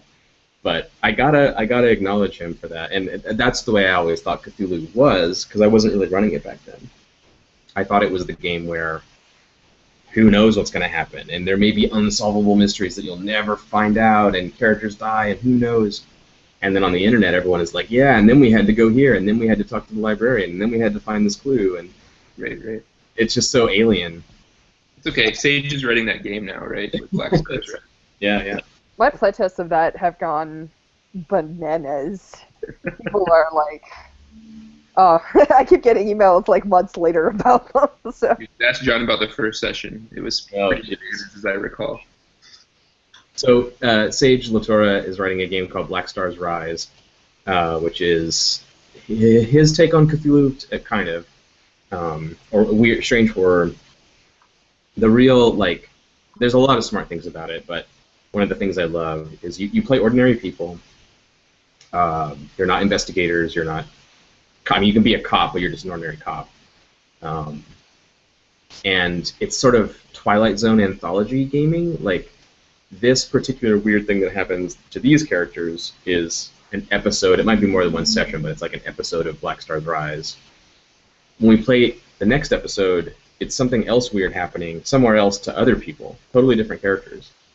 And those things are connected, but only the GM knows why or how, and they might not even really know. and the discovery of what's really going on might happen across years and many lives and many people and many things, and you may never figure it out. It reminds me of Twin Peaks in some ways, or shows like that are Lost. kind of like if the last season of Lost never happened. Shows that are like actual mysteries that aren't necessarily solvable, and the point is not to solve them. The point is or Sage's touchstone at the early days was, it might be the X-Files pilot, I forget exactly where it falls in the first season, but the one about the kids, they're abducted as kids in the woods, and then later as teenagers, one of them starts going back into the woods again, and he's like waking up in the middle of the night with mud all over his feet in his bed and stuff. And it's all before the first commercial break. You find out about the kids and this weird thing, and then the boy having the weird dreams. And then after the commercial break, Mulder and Scully show up. And Sage is like, okay, Black Stars Rise is that game, but Mulder and Scully never show up. It's just this thing is happening in this town, and no one knows why, and no one will believe you, and it's weird. Yeah, it's really cool. You get something that's actually mysterious because it's not your job as a player to solve the mystery. It's your job to play a character where weird shit is happening to you. So there's no, we need to find the clues so we know how to stop the ritual. Like that is not any part of the game. I don't know. I love it. It's really smart. Can't wait for that to be done. I know he's getting pretty close to finish with that. So that's cool. The thing I would worry about is how fast is character creation, right? If you're going to be doing it all the time. Super fast. Yeah. It's gotten even faster. Like, it used to be like a few minutes, and now it's like choose 2 things or something like that. It's really, really fast. Sweet. In fact, there's a thing he might. I don't know if I should talk about this actually, but he's in the car the other night. We were talking about it. Possibly having a fiasco-ish kind of thing where it's not just that you generate characters super fast. It's like a little playset-y thing that's like, here's the mining town, and you in 1 minute you roll some dice, and you're like, okay, here's the foreman, here's the guy, here's the town doctor. Bang, bang, bang, you're done. You have your setting, and all the characters are finished. And you go, and it's constrained so that before you play, the GM like knows the contents of what that's going to be and understands the setting and stuff. Great. The other cool thing about those things that I found running Geiger counter a lot was you need to know what is the movie about if their monster never showed up, right? A little bit like the opposite of a Grim Portent, kind of. You're like, if this was just an episode of like some drama about people in a small town, like what are the issues? Like whose ex-wife is doing what, and then like like that kind of thing, because that gives you motivations, and then you're like werewolf attack, and then you're like okay. And now, how does that change like the dynamics that are already there, right? Which I think is really awesome in movies like Super 8, right? Is really good at like showing you what the issues are and then injecting monster. So, yeah. Yeah, it totally flips it around. It's like, hey, we're trying to have a drama here. This monster attack is interfering with my relationships. Right. And classic Cthulhu game is like, hey, I don't know, I'm a guy. We're strangers from nowhere. Yeah. Yeah. And Cthulhu Dark does a really good job with that because it's so simple. Even though it's still the investigator type of game, usually. I mean, you can play it otherwise, but the way you do stuff is so lightweight and rapid that you have plenty of time for whatever is going on in your life. You don't need to spend a long time on research or a long time in a combat system or something. So yeah, it doesn't really say these are ordinary people in weird circumstances, but yeah, it can play that way. It seems because it's just so fast. It helps that you like never really want to be in combat ever, pretty much. Yeah. Yeah, actually, now that I think about it, that game was definitely an influence on bootleggers and Blades in the Dark. Yeah. The kind of effect thing, like you just kind of we know the fictional situation, and we're gonna roll to see inside the parameters of where you are and what's happening. How bad is it, or how good is it? Right. Instead of necessarily how much damage does it do. how many hit points do you lose? It's like, okay, he's sawing your leg off. Let's see how that goes. Versus this guy with a hacksaw runs at you from across the room. Let's see how that goes. Like, you know the range of super extreme and super limited, and then the fiction determines what the outcomes are. There's something about horror too, where like half of horror is like violating people's personal boundaries without their permission, right? Covering things in people's faces or like sawing people's legs off. Lots of different kinds of ways that it does that, right? It has to make you feel unsettled. So it kind of gives you an excuse to do this thing where you just say stuff and it just happens, right? And you're just like out of your control. Doesn't follow the normal rules of things or whatever. So. Yeah, it also solves a problem. When we first played Poisoned, at that point we played a lot of the stake-setting games that were all the darlings in the indie scene at that time, and being good at stake-setting or a game that had stake-setting mechanics was a whole thing, and I spent a lot of time unraveling that puzzle, and Matt Wilson, and it's not necessarily super intuitive. Yeah, there's like better and worse ways to go about it, and given your game design goals and stuff like that. And eventually, like, I think Apocalypse World really either killed it itself or was a sign of how it had already died or something like that. Because once you start using Apocalypse World moves, you realize like, oh, stake setting is stupid. This clearly is like solves every problem that has. But before there were moves, a game like Poisoned kind of had moves. It has triggers, has fictional triggers for some of its mechanics. But it also short-circuited stakes because you just like in Wicked Age, and Sorcerer actually does this too. Now that I think about it, it's actually way predates Poisoned. You just say what you do, and then we roll to see how that turns out. And so you know what's at stake because I just said I'd knock you unconscious and throw you overboard in the storm. So we don't need to set stakes. Like, if you roll the dice and you get a fumble, we know exactly what happens. I already said it. And if you roll and get a critical success, we know what happens. We know I definitely don't knock you unconscious and I definitely don't throw you overboard. But if you try to have that resolution before, like, nothing is in motion, it's like, I have bad intentions for you. And you say, I don't want those, I want to be safe. Now we have to do a stake setting ritual to like negotiate, okay, what if I want to throw you overboard? Well, okay, but blah, blah, blah. And like Polaris, right? Polaris was invented to solve that problem. So someone could say, yes, you can throw me overboard, but only if I cut your hand off or whatever. And yeah, I don't know. Once you drive all the way towards, let's skip the negotiation phase and go to, here's what I'm doing in motion. This is happening right now. How does this thing in the fiction turn out? No process of, no mechanical process of negotiation. But again, everything's contingent, right? So anything I put forward as I knock you out and throw you overboard, you can be like, yeah, but how about I knock you out? And everything is still contingent. But it gives us a platform to talk about instead of this vague.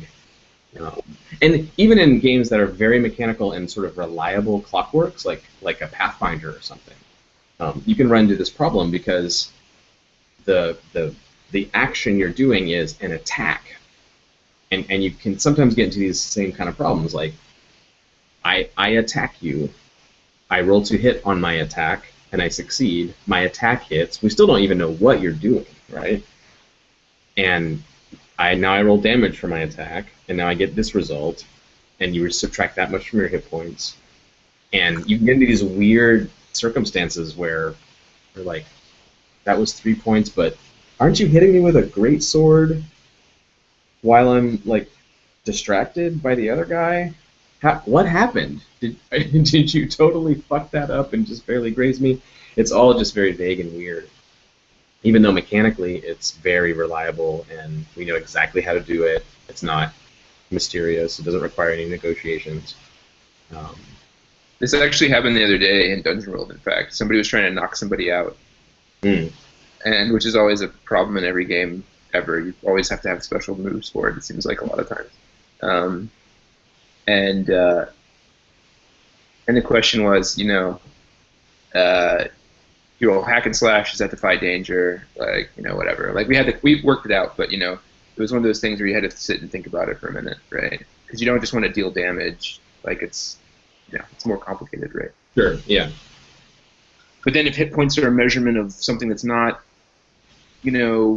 bodily something, like can you just deal damage and it's fine, right? But then other people are doing other kinds of damage at the same time, trying to kill the guy, so like, all that stuff.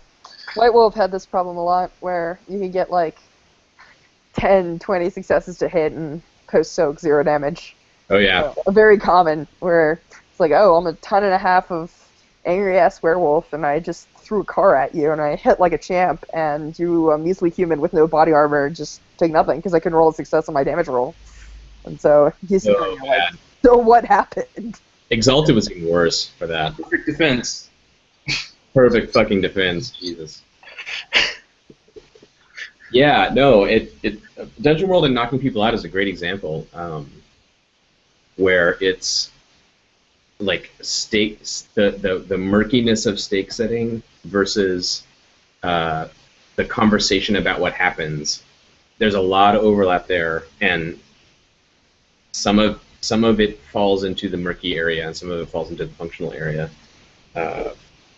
And I don't think Dungeon World necessarily helps you a whole lot there. It helps you in the sense that the functional things exist and they're there for you to use if you have the wherewithal to use them. It's not just like negotiate successfully, right? It's not just telling you that. Or say, oh, it's a +3 against a difficulty of 17 or whatever, right? You don't have to do that thing either. Right, like getting it super wrong mechanically, like, oh, why is it now I'm knocking people out? Like Shadowrun had that problem, right? Like, knocking people out was the best strategy in the world. Or grappling in most D&D editions. Grappling, right. Super good or totally useless, one of the two, right? Yeah, and then again, Poisoned has a great mechanic, which you can do in Dungeon World, but it doesn't actually. This isn't a specific mechanic in Dungeon World, but it says to the person taking the effect, I say I knock you unconscious and I throw you overboard, and so you turn to the person taking the damage or taking the attack, and you say, okay, do you want to fight back or do you want to endure duress?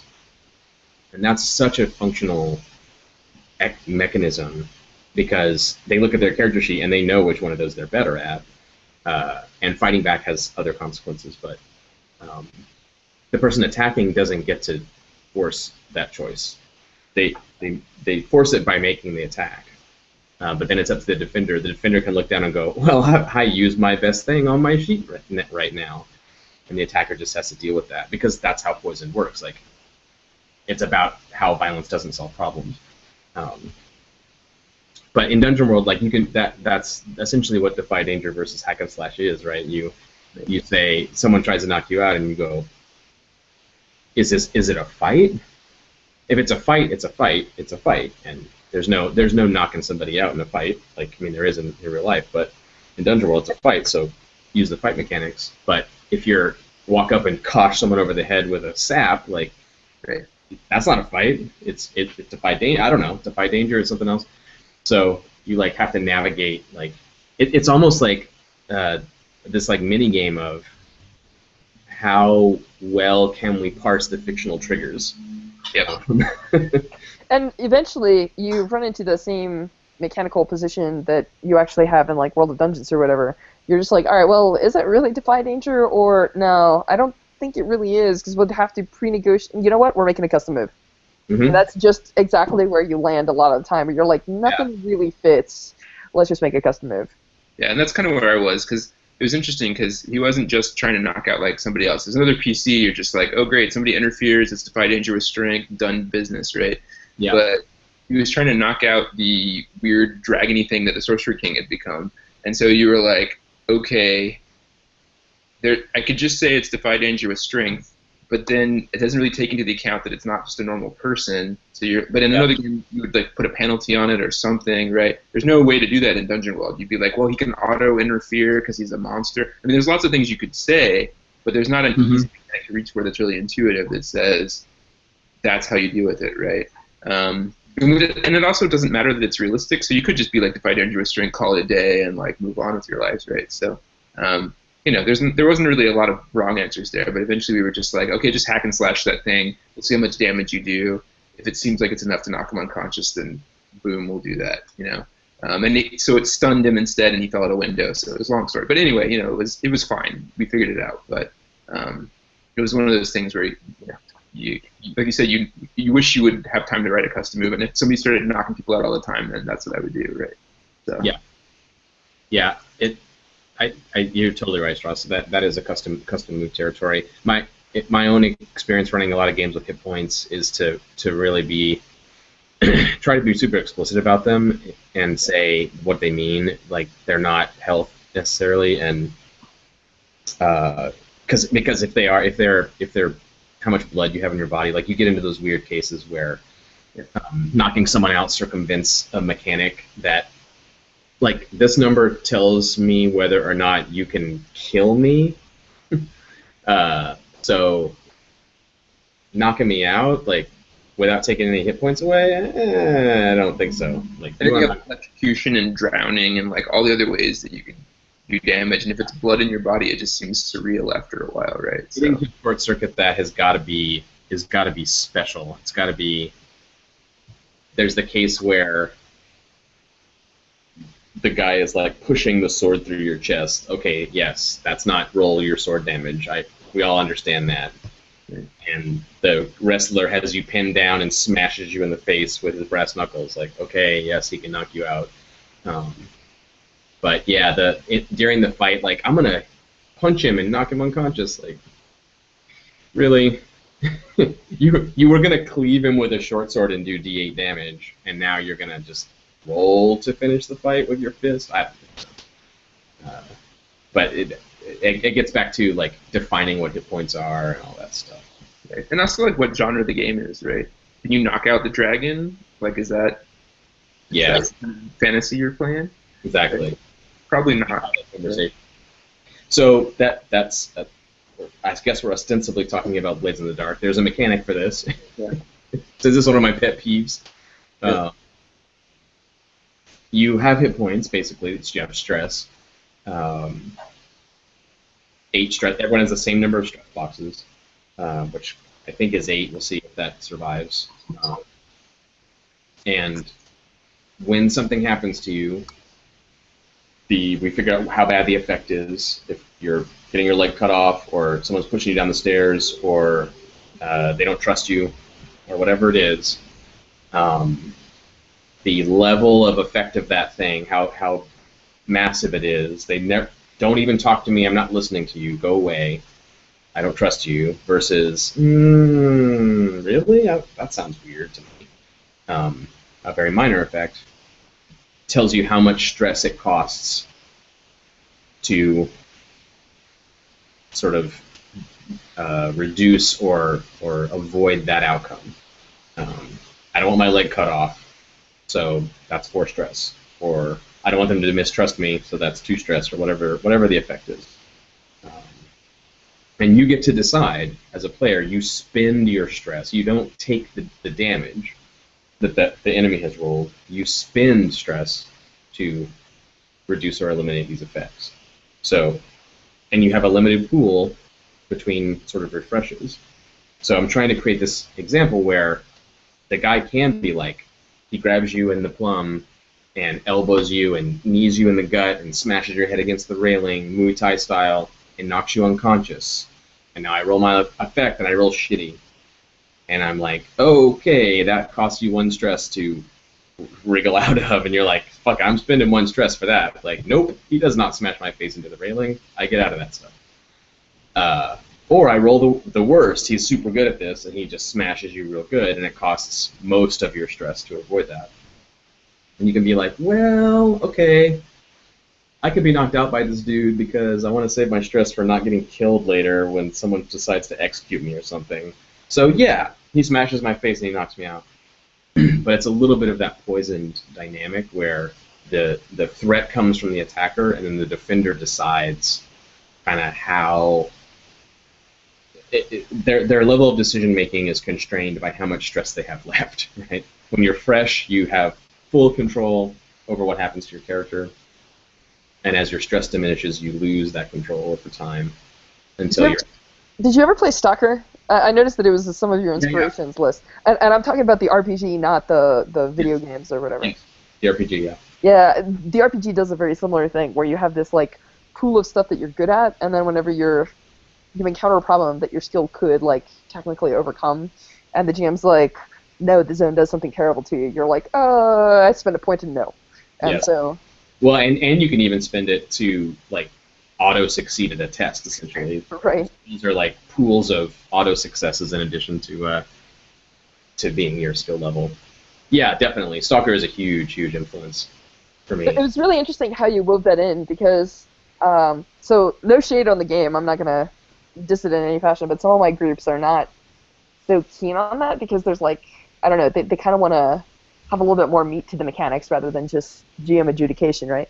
And so, which is fine, you know, if that's their style, that's cool. That's what I run. As a matter of fact, we hacked like a World Dungeon style thing to run it. But what was really interesting to me is how you managed to take that sort of concept and incorporate it into an existing and executing and kind of meaty system where this is sort of like hit points, but it's actually kind of like a bad things avoidance pool that you can use to sort of wiggle out in some fashion.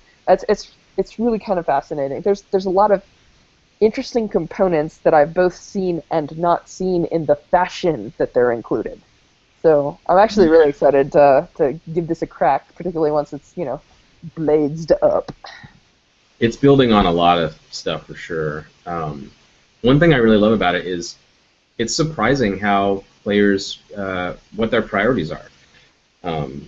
When the hit point pool is only about avoiding physical harm, it means one thing. But when the pool is avoid any harm that you don't want to suffer, it's really fascinating to see what people prioritize. Like, you get shot through the hip and it shatters your hip bone and you fall down bleeding, and someone's like, okay, sucks to be me.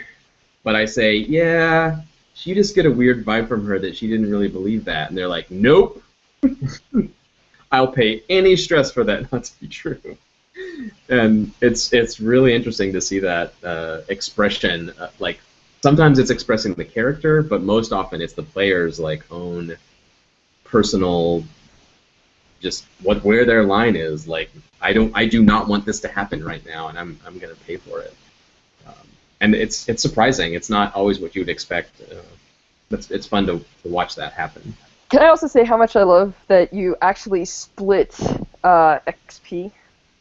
One of the things that I really kind of I don't know. There's a lot of games that either have XP that is unrelated to sort of like how you're advancing, or they have XP that's intermingled with role-playing bonuses. Like Shadow of Yesteryear keys will do the like you can add bonuses by hitting a key mid-scene or whatever. So they're like a little bit like aspects, but they can also be XP. And there's this weird tension about long-term advancement versus in-scene advancement.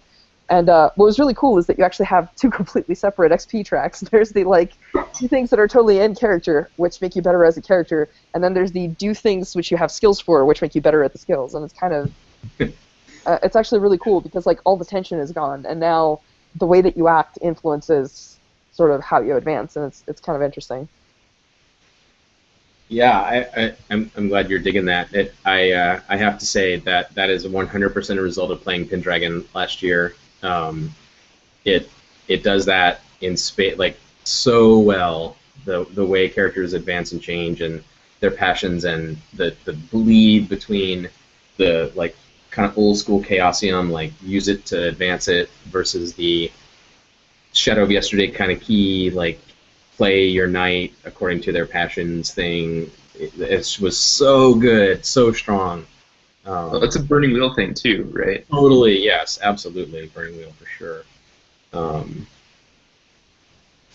or like mouse guard is probably like even the strongest implementation of that because it's so absolutely clear. Burning wheel is the awesome like deep hardcore mode of that mechanic. Beliefs versus pass test and fail tests and challenging tests and difficult tests and all those. Yep. But the checks is pretty clear. Yeah. Started just like check those failures. Got to do something. But for a long time, for Blades in the Dark, the experience was just ask the group what your character embodied during the session. You know, were you super killy? Were you sneaky? Have them tell you what they think of your character, and you mark XP. So it was purely do it and advance it. But after playing Pendragon, it took a few months of percolating in my brain, and again thinking about keys again, to think, oh yeah, there's this other thing, and it goes back to Apocalypse World and Burning Wheel, Shadow of Yesterday, all that. Like when you choose, especially Apocalypse World, when you choose this playbook, like the way you get XP isn't necessarily totally tied to being a faceless, but it kind of is. And I wanted to make that very, very tight. Like if you decide to play the heavy hitter, there is something on your sheet that says mark XP when you solve a problem with violence. Like there needs to be something like that. It's not just use the skill, advance the skill. It's you chose this playbook instead of that playbook.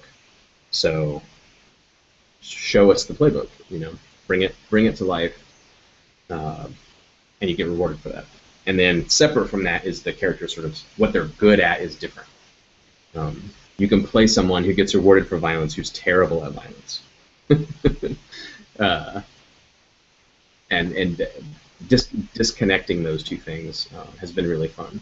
Mostly not for that reason. I haven't yet seen someone play the heavy hitter type character who's bad at violence, but it does mean playing the sneaky burglar guy who's bad at violence, but who beats dudes up during the session, gets to advance his violence skills, even though his playbook isn't about that.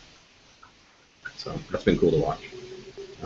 People trying to cover their weaknesses, or actually most often another place the teamwork mechanics come into play is this sense of a safety net. Like, I'm with my crew, it's all good. Like, I have literally no way to fight anyone at all, but whatever, it's fine. This guy will take care of it for me. He has the fighting skills.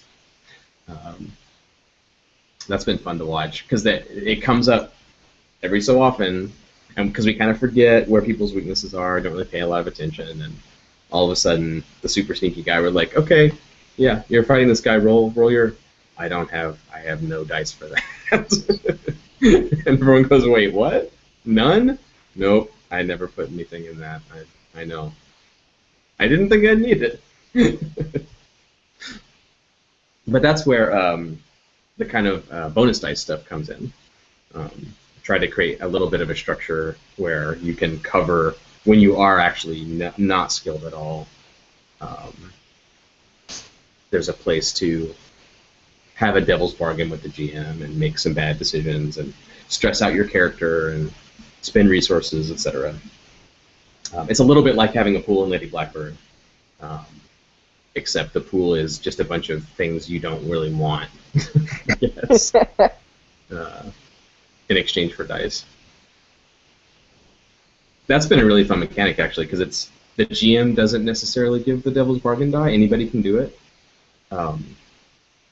So we get all kinds of circumstances where a player's like, "Oh man, I just need one more die. Can you give me a devil's bargain here?" And I'm like, "I don't know. I don't really see one." Another player's like, "Ooh, you could tell her that you slept with the other person. That would totally give you leverage here. She'll hate you, but it'll totally help." Fuck. Yeah. Okay. That's been fun. A lot of interesting pieces coming together. I'm really actually excited to give the latest beta a whirl. Yeah, I'm hoping I can have the full Blades version ready for you this week. We'll see. I'm gonna try. to ask you one question, but then I probably have to go pretty soon. Yes. One question I have is about the way the factions work, because I've been thinking about this dynamic fronts thing that I was talking about in Dungeon World. Yeah. And so what I'm wondering is, like, you have like 20 plus factions that start out in the game, right? Before, yeah.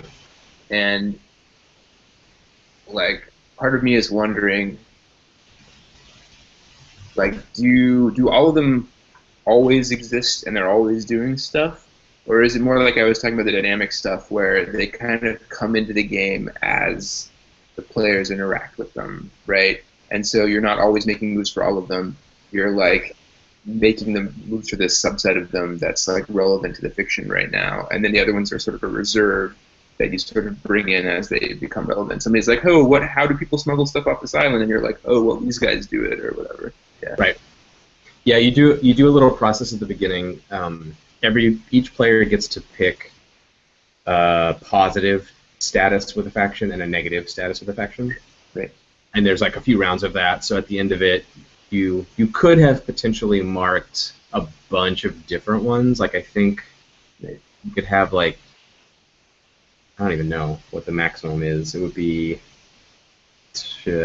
maybe all actually, but it never happens. Yeah. You end up with a subset of this one likes us a lot, this one doesn't like us very much. There's 4 or 5 that have ticks on the board. So the GM can focus on those, plus the 1 or 2 factions the GM cares about, whether the players mark them or not.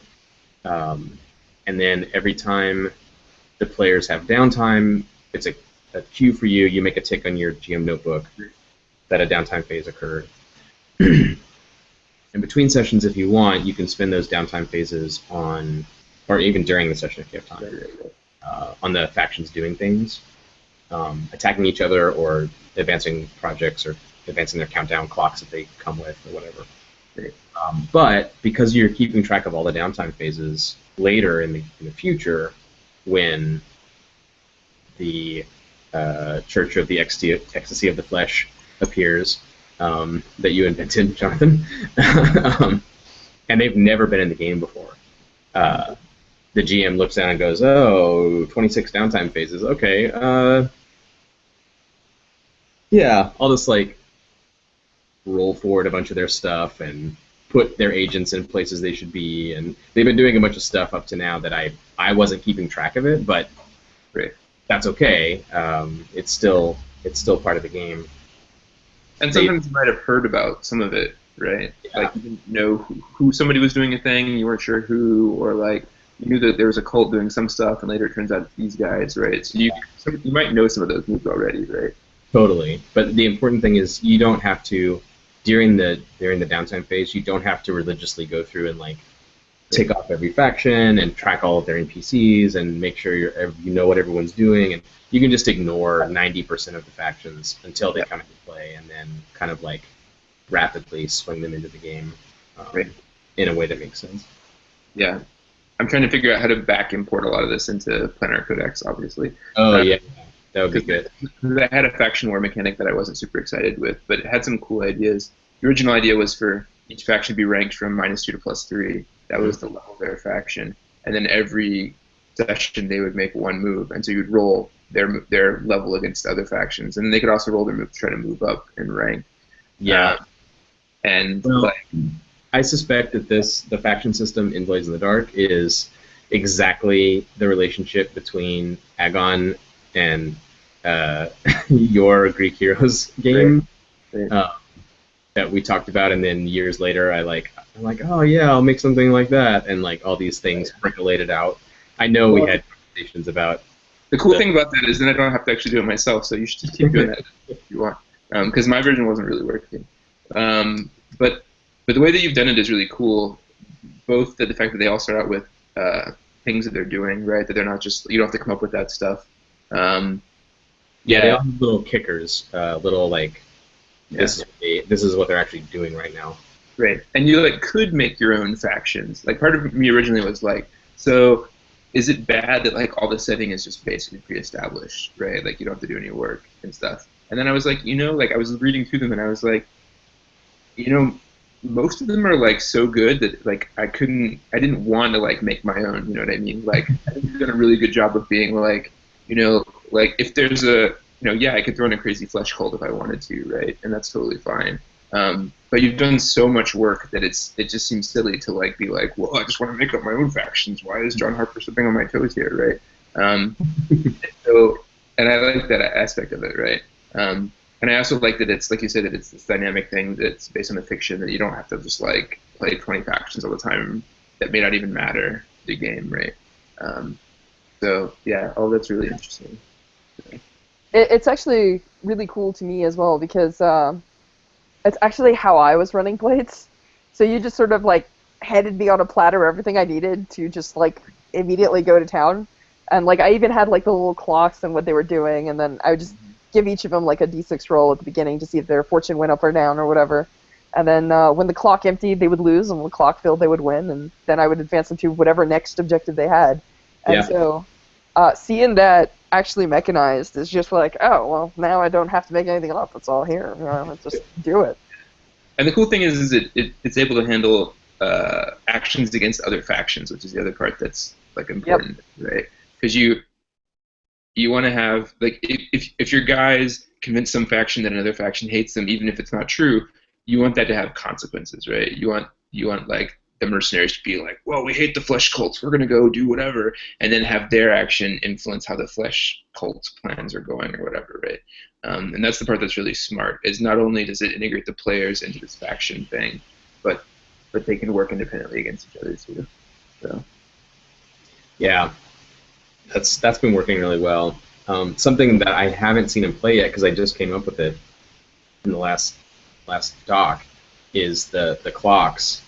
I've been using kind of the same clock for everybody, and once I started putting them all on the same sheet, the obvious thing is I put over here on the left, their goal is to dominate the drug trade, and when I'm filling out the factions on the right side of the same page, and I can't think of a good goal for this one faction, I'm like, oh, they could be trying to dominate the drug trade too. And so at first, they both had 6-part clocks, the Tier 3 faction and the Tier 1 faction. And then obviously I was like, wait, no, the Tier 3 faction can do it in 4 moves, and the Tier 1 faction takes 8. So the underdogs are never going to dominate the drug trade unless something helps them along. If both of them are dutifully ticking down their clocks going forward, the big guys are going to win, or the small guys are going to win, or whoever has the advantage here. But when the players are involved, the clocks change. When the factions spend their downtime differently, the clocks change. When the players wreck somebody super bad and they have to spend all their downtime recovering, the clock's dynamics changes. And there are a couple like there are a couple opposed that I made the same, just for that reason. Like they both, if this goes the way it's going, they're both just going to tick down together and draw or wreck each other or whatever it is. Unless the players get involved, this is an even matchup, and it's just going to go this way. And you can just tell that by the clocks. Like they're both 4, they're both 6. It's such a simple thing. It's straight out of Apocalypse World, completely stolen from that game. But for some reason, putting them all together, I don't know. It just made that click in my brain in a way that it hadn't before. And also, you said, Jonathan, like you liked the setups and you didn't want to write your own. That's definitely a big design goal for me. Like, it's so easy to strike something out, but it's really hard to write something. So I feel like it's my job as the game maker. I should do the hard work and write the stupid thing.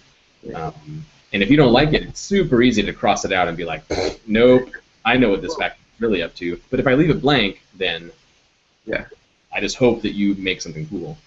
Well, the cool thing is, like, if I have really strong ideas about something, then it's easy to change it because I already know what I want to do. I'm like, oh, these guys, well, it says that they're just mercenaries, but I think they're secretly in some sort of weird spy thing, right? I just like write spy thing, right? But if I don't have strong ideas, then I can just lean on what the text is already doing, right? which is already doing something interesting, which is what you want. So Totally. It's in some ways they're all little mini like game modules in a way. They're like little starting scenarios. right. And that's how it works. Like whoever the players have the highest status with and the lowest status with, you look at those two factions and see what their situations are, and that's what you introduce. You have something to say. Graham Walmsley is like super into this, and he's totally right. Like, tell me what to say to the players in the first session. What do I say when they all look at me? What am I supposed to say to them? Help me. And dungeon games have it super easy. You say what the interest of the dungeon looks like. But in this game, I wanted this something just as easy to say to them. You say, like, yeah, you sit down with Sunan with the lightning, and he's like, dude, you got to help me. Everyone's coming for me. I have nothing left. The Russians are going to kill me. Please. Or you sit down with the Russians, and they're like, that Sunan guy, we've wiped him out almost totally, but he's still alive. You got to finish him for us. Or whatever it is. There's this little specific thing that kicks off the game. And then it's easy. Then it's just like the snowball starts rolling, and you don't even have to do anything at that point. Right. So the magic bullet I have to do now is to integrate your faction rules into the job rules. Or yeah. That would be awesome, because if the factions are also the people you get jobs from, then you're just Hell like, yeah. They totally are. Yeah. it's like totally a thing, right? Yeah. Oh my god. Yeah. That's good. That's really good. Yeah. All right. Well, good luck with that. Yeah, we'll see. But the other cool thing is, it makes me think you could have like a Planet Codec booklet where like the first 4 pages are like your faction rules, and then the last 28 pages of the book are 1 page for each faction, right? This is what's happening. These are what's going on, and here's their various stuff, right? Yeah. That would be really cool. So. Yeah, I'm trying to make my own Apocalypse World onion in a way where you can just have the character or the faction or the crew sheet. That you can just have one crew sheet, even like your Twilight 2000 mercenaries. Here's your crew sheet, and then over on the list there's the faction list, and all you ever write about the factions are the man-eaters and the sharks and the whatever corporation, and if that's all you want to write, that's all you write. And when players choose their status things, you're like, why do you have a positive thing with the man-eaters? Who are those guys? And you talk about it, and you write down a clock, or you make. And there's like 4 or 5 of them, right? Not like. Right. Yeah. Very simple. If you want to make a new playset for the game, you can make a character sheet and a crew sheet, and just be done. Yep. Or if you want. Actually, that's not true, and I called this out in my feedback. What's awesome about this is that it's given me so many ideas for things that I could hack it to do that are very exciting. But I think the thing that I found the hardest is that it's not the crew sheet and it's not the character sheets. Those are easy. What's hard is mimicking heat. It's figuring out what the pressure is that changes the equation for the PCs and is forcing them to do things. Because it's not a generic game. It's like it's generic in the way Fate is. Like, it's about a specific type of group. It's not anything at all. It's a group under some kind of heat or pressure or something. And if you make a playset for it, you got to figure out what that is. And that's not trivial. Yeah, it's a thing. It's not just money, right? It's more complicated than that, right? So. Yeah, the easiest way to think of it to me is that you're an underdog. And so heat is a natural consequence of that. Like, you're doing something as the people who aren't in power, so you're necessarily under scrutiny and heat from the people who are in power. If you create a scenario where crews are the dominant factions and they're running things, then I guess maybe you have to invert heat and say it's like revolutionary heat or something like that. But yeah, it's a very important design question that I gloss over when I say just make a crew sheet. It's okay, because I've already been sitting here thinking up ideas, and I'm like, so. I'm excited to see them. I can't wait to see all the cool playsets. It's going to be so fun. It's definitely imminently hackable. I'm definitely foreseeing a lot of stuff coming out of this one. Good. Me too. I can't wait. There's already a few that exist that are really cool. So yeah, I hope people really run with it. It's going to be super fun to see. Yeah. Well, it's interesting. In some ways, like Planar Codex is like a hack of it before it even existed, because we've been talking about these ideas for so long. Oh yeah. I mean, like, how many games about factions of miscreants trying to do stuff, right? So like, it's interesting. It's almost like this is a hack of your earlier work in a lot of ways too. So absolutely, it all comes out of the same space. Like World of Dungeons and Planar Codex were developed at the same time. Yeah. And the very next thing I did after that was Bootleggers, which is that's what it is. It's a crew doing stuff and dealing with things, and the Planar like ethos applied to it, the freebooters and the job board and Stars Without Number, and it's all that gestalt of stuff. Yeah. Speaking of which, this is my Planar in a way. You mentioned this earlier, but I wanted to bring it back around because we said at the beginning we might talk about it. I am still waiting for Love Over Gold, and that is totally a crew of people doing stuff. Yeah, absolutely. Me too. We all want that game. So before I have to go, there's like a couple things I want to say about Love Over Gold. One is some of the things that John's doing with clocks in this game solved some significant problems for me. Because one of the big issues that I've been dealing with is this move traverse, which is super crucial to my vision of like how those games work, where you're sort of moving through space and there are these sort of spatial temporal puzzles that you basically have to solve. And the cool thing about the clocks is they kind of abstract space-time, but still break it down into these steps, right?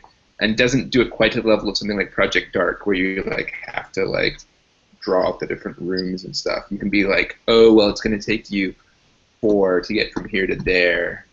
Like it lets you sort of diagram the space out a little bit without it having to be these like, and they're basically just countdowns, right? And so then if you have a traverse move, you're just checking boxes, right?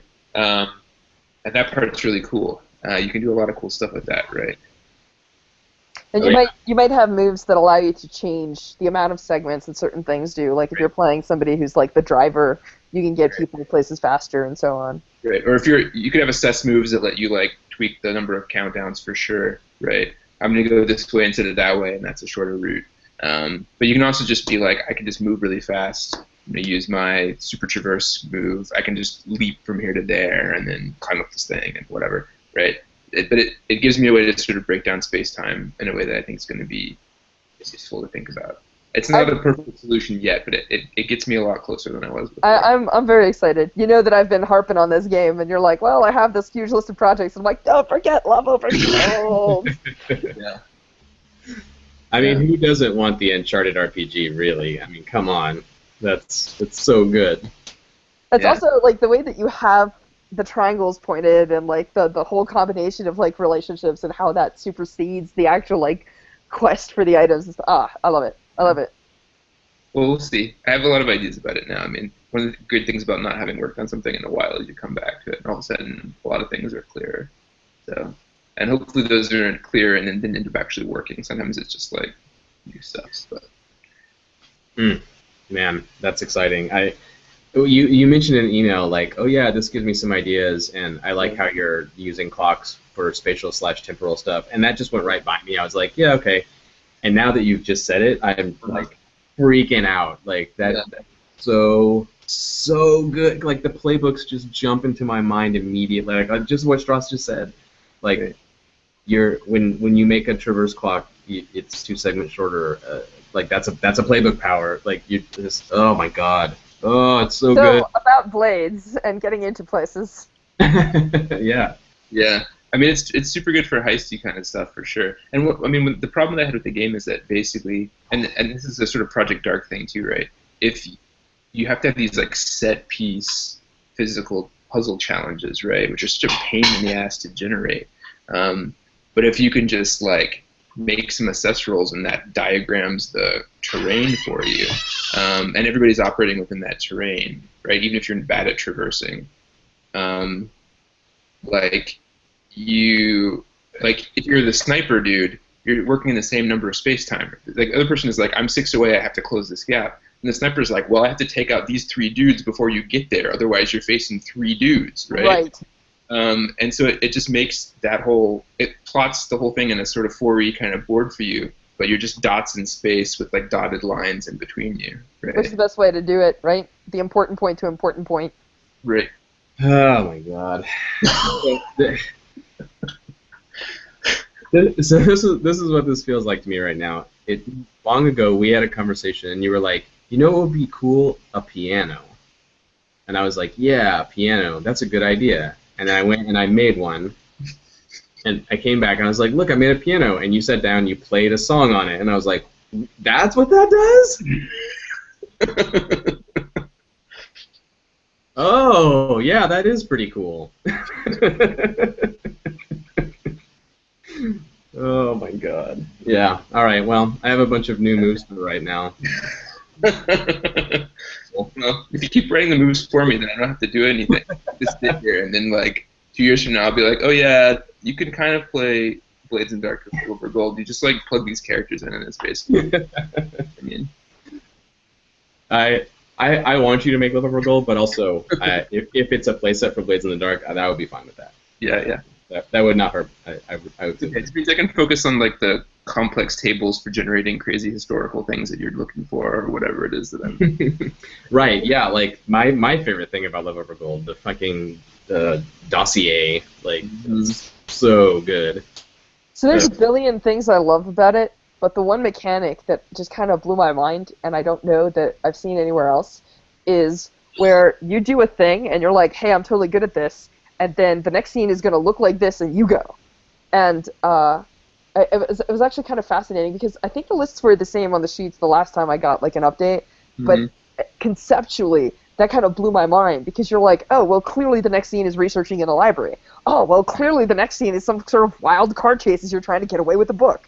And so, like, certain characters can trigger certain scenes, which they may or may not be good in, which kind of ties the group together, and it's, I don't know, I love it. There's so many just, like, little nuggets of gold in there. Yeah, the other really great thing about that mechanic is there's a GM move for changing the kind of scene that it currently is, which is my favorite part, because then you're like, okay, we're having a chase scene, and the GM move is to change it, so you're like, okay, well, yeah, you crash the car and now it's a fight, or you're like in this other crazy caper, like it really flows really well. And it feels like, I mean, whenever is Indiana Jones only in one kind of scene at a time? It basically never happens, right? He's like doing a thing and then it turns into some crazy thing, right? Like that's basically how those movies work. So. Yeah, I'd actually forgotten about that mechanic. That's a really good mechanic.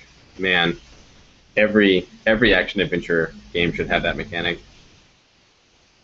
Wow. It's definitely a hard move, or something, you know, that needs to be in things like that. So, yeah, I've been incredibly excited. I think just one game had that mechanic, so we'll work on that first. So.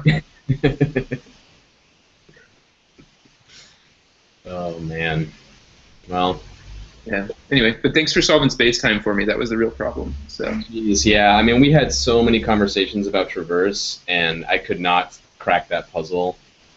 But apparently it worked out. So, thanks, Vincent Baker, for countdown clocks. We appreciate your pioneering efforts in that space. I'm sure they're copied from Traveler or something, but still, they're very cool. Cool. Well, I probably need to bail because I have class tomorrow. So. All right. Cool. John, can I steal you for 5 minutes afterwards? Absolutely. I'm up for whatever, dude. We'll talk. I'll even keep recording in case something happens. Okay. Awesome. We'll do it again sometime. Right. I'm excited. Yes. It comes out of every one of these. Me too. Good to see you, Jonathan. All right. So what I'm going to talk to you about now is Star Patrol. Oh, yeah. So I'm going to be running that, and I was kind of reading through it, and I was like, all right, what do I need to prep in order to play this game? And I was like, I've read some, Nova Corps. I have a loose understanding of how lanterns work, and I'm like, all right, this seems pretty solid. But I'm going to tell you something that I'm doing, and when I'm done, you can have my notes in case you want to do something with it. If not, that's totally cool too. But one of the things that I realized is that all of your villains are different types of adventures. So in the same way that you've put together clocks, I felt that each one of them had one or two things that I could kind of work up a little bit, and it would totally make all the difference. One second, let me find... and I just wanted to throw it at you and see if either A, you had ideas or suggestions. So, there it is, Star Force. Keep calling you Star Patrol, I don't know why. I do too. Alright. So yeah, so I was looking at it, and I was like, alright, so I need to kind of figure out not just like what the like specific dastardly plot that they're doing, but kind of like what the type of story we're going to tell. So there's, for example, like the what was it? Admiral Kana. One of the things that I did was I actually made like a fleet so that like the Star Patrol members could like go in and sort of like, all right, so this is how you fight the fleet, and then this is like when you're on board, this is kind of how it goes down.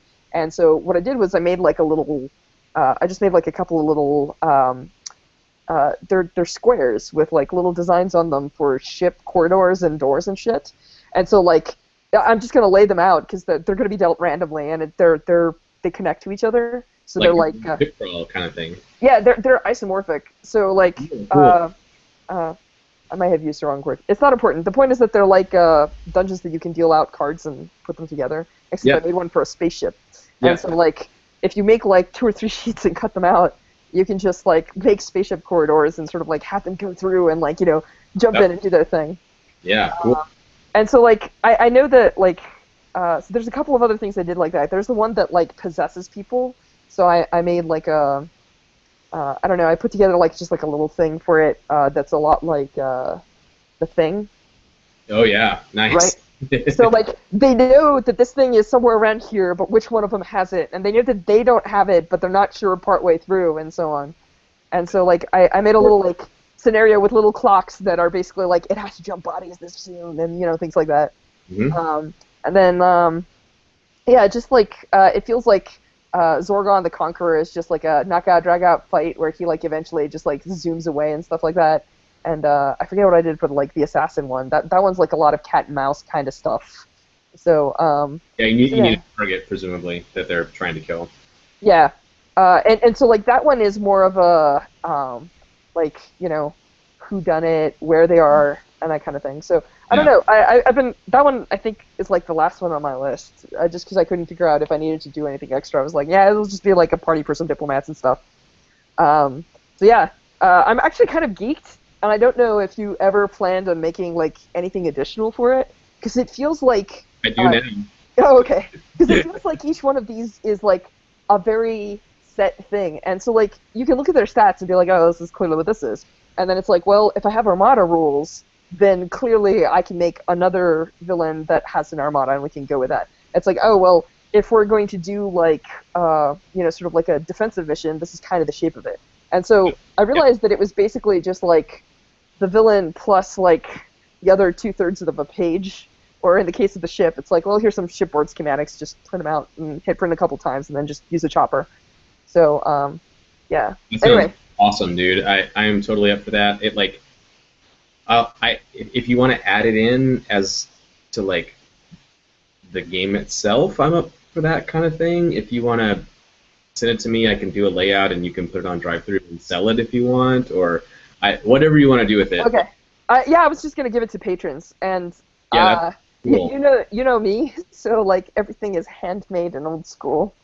I know. I can't do layout. That's but if I send it to you, I can be like, here on a platter, just make it pretty.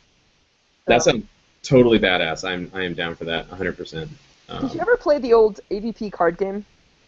No. I played the video game to death. Oh, yeah, the original one, or middle one. I don't know. Anyway, the point is.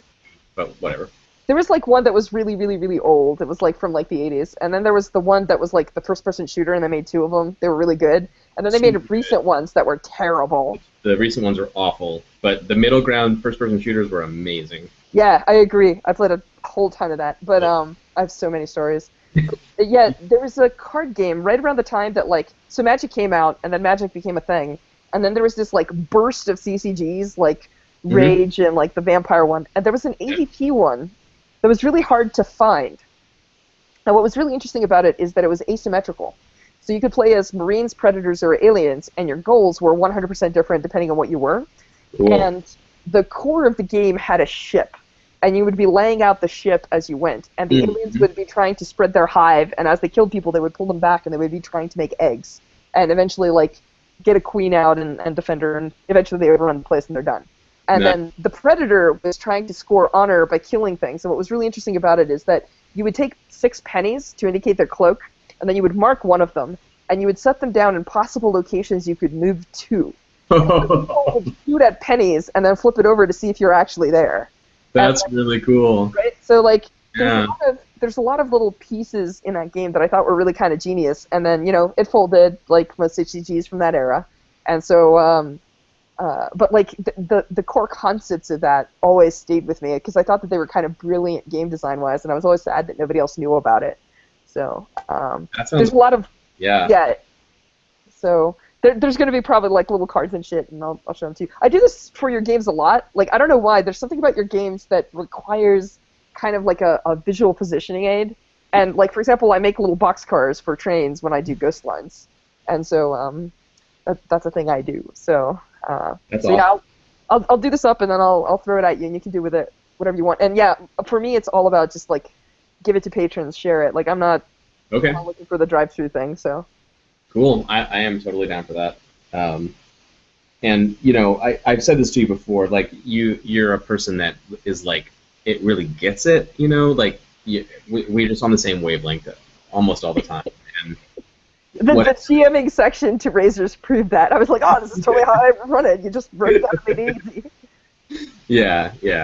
And it makes me super happy. I mean, this is why I do this is for this to happen, like this connection that we have.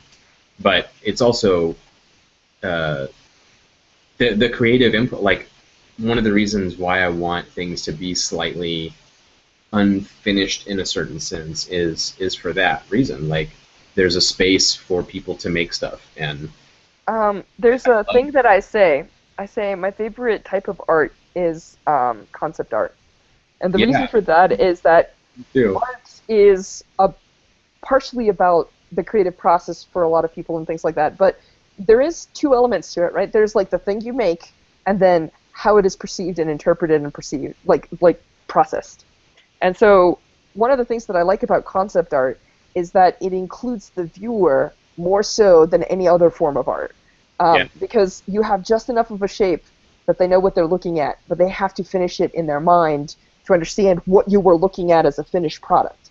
And so there's a lot of things that I see sort of from that theory of mine in your games, and that's partially why I love them so much, because you're like, this is what I need to run the game, and then you know, everything else, like, the theorem is obvious, you should finish the rest. And so there's a lot of times where I sit there and I look at it and I kind of feel it, and you're exactly right. Like, particularly with Ghost Lines, I can't tell you how many times people are like, is this even playable? And I'm like, let's sit down and do a thing. So this is what happens, and this is how it's going down.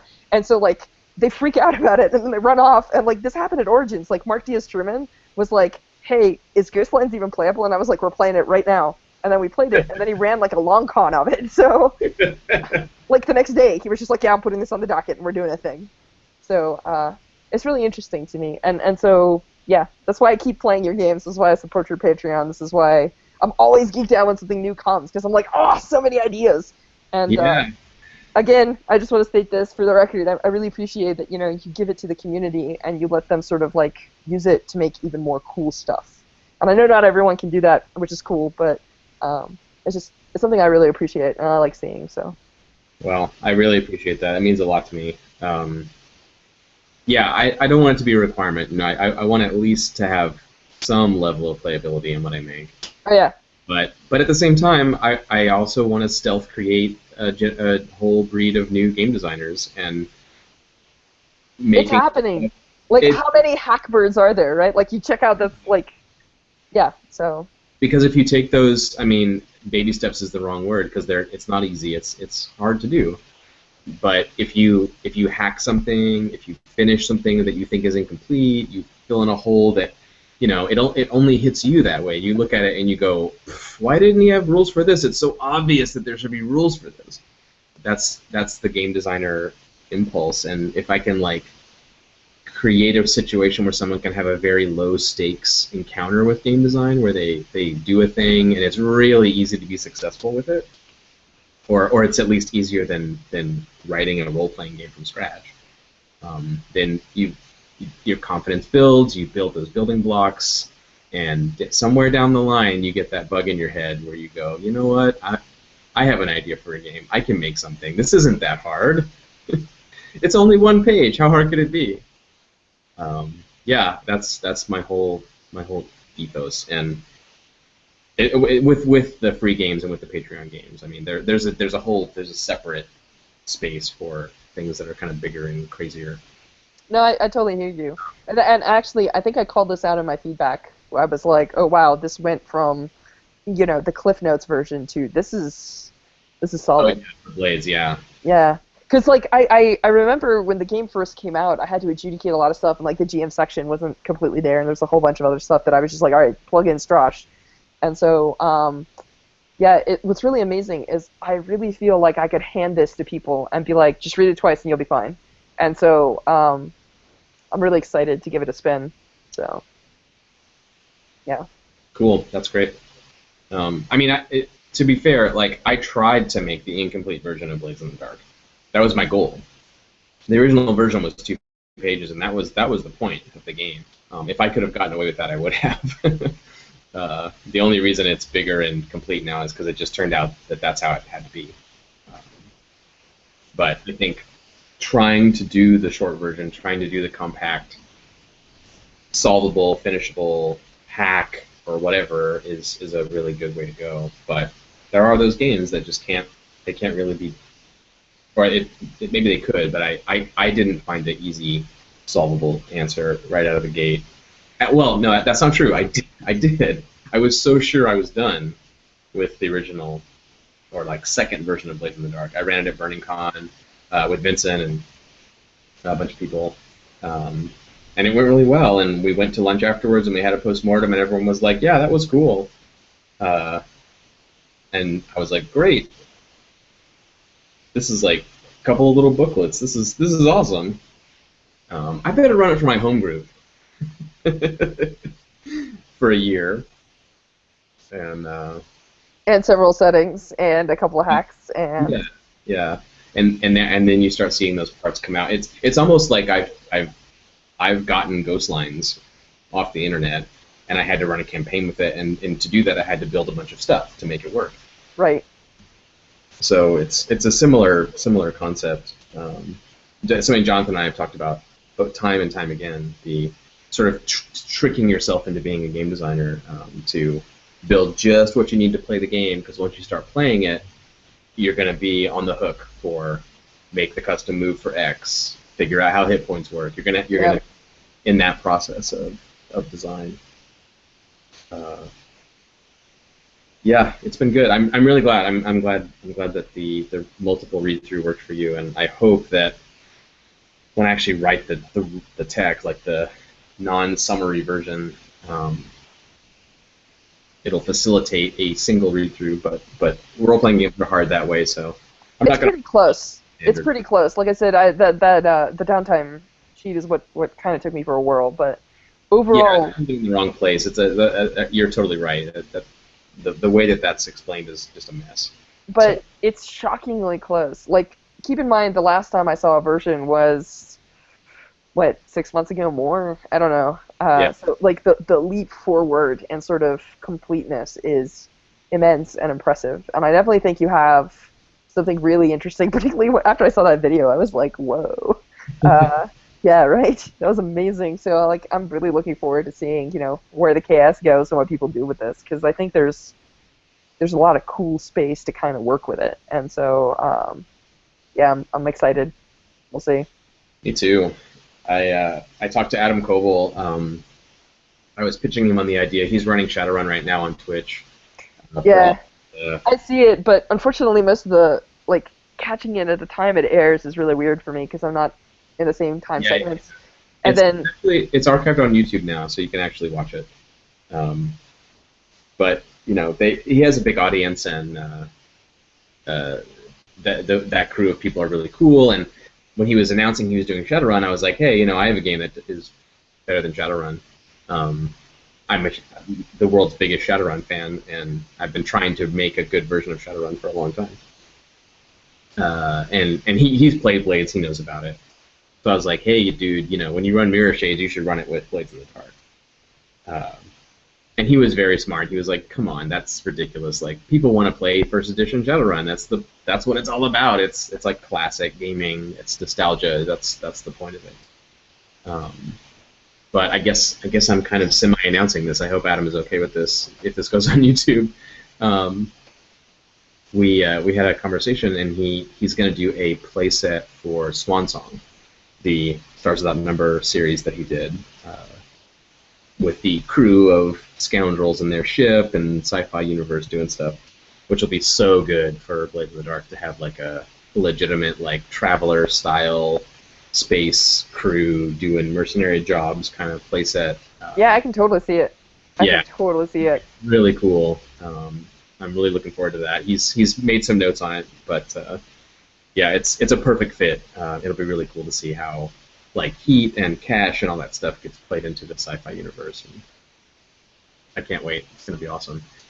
And I really hope, based on your reaction, I put a lot of stock in your judgment as a gamer. And I'm very happy. It even in the early versions, which were trying out mechanics, and they changed a couple of times. Yeah. The Blades game that I ran with my last group, to this day, remains one of their favorite ones. So, cool. and we played a lot of games. A lot. From one-shots to, short campaigns to medium-sized campaigns to 5-year Earthdawn games. So, a lot. And so, Blades really kind of front and centered a lot of things. And mind you, it was rough, and it had some parts that we were trying out, and we were working with you as you were going through the revisions. But seeing sort of where it started and kind of where it's ending up, it's getting really polished and really slick. And so I imagine, having seen the response that I've gotten from them, and also from just my own intuition as to what's going to be fun to run and play, it's definitely going to be the hot ticket item as far as I can tell this year. So, and my scheduling of years is a little weird because Project Dark was last year because that's when the Kickstarter was, even though it's not out yet, and it should be this year. So I don't know. But I usually do it from the time it's announced to the first playable iteration, right? I figure it's going to get polished after that. So this is definitely something I'm seriously excited. And I think that it's got this natural hackability, and in particular, what's going to be interesting is if you get one or two good hacks, if you get that Swansong hack, and you get some of the other ones that people have been talking about in the group. I think that when Apocalypse World first came out, I know there was a lot of discussion about it, but we didn't actually see hacks start until the first hacks hit. Yeah. It's a combination of permission and also, well, I don't know how to solve this problem. Well, it's fine. I can just borrow it from this hack, right? And so the more of them that appear, the more pieces we have that we can reassemble a new sort of Frankenstein's monster out of. And so I think the way that you're doing this, where you're going to launch it with a number of hacks that show you how to hack it easily and quickly into something that's solid and playable, I think is not just really smart, but it's going to create the same sort of community. I remember when you were well, maybe I'll just make it an AW hack, and I was like, no! And so I fought so hard, and it's essentially what I did was I was just so here's some hacks I'm gonna do. What are you guys doing? And so all of them were you saw them. You saw everything come out from the Bourbon Street one to the fantasy one to all sorts of stuff. And so I am totally expecting that that's exactly what's going to happen. You're going to have this stable coming out of the gate, and people are going to see kind of how it works and what the media elements are, and they're going to jump in. And so, but the thing that I really like about it is that it wears its heart on its sleeve. It's no, it's this type of game. You need to have a crew, and they have these troubles, and these troubles are going to give them shit, and you're trying to kind of make it in this like large and cruel world. And I can already see genres that are popping into my head, and I'm like, oh yeah, you can totally do that. Oh yeah, you can totally do that. And so like I was mentioning, I have this like reading The Rising Stars like totally triggered this whole like super resist reality TV thing. It's like a genre, and it's really solid for a lot of investigative stuff, like just like dark fantasy and kind of things, horror. So there's definitely a lot of heat that can come down on the players from some of that stuff. Mm-hmm.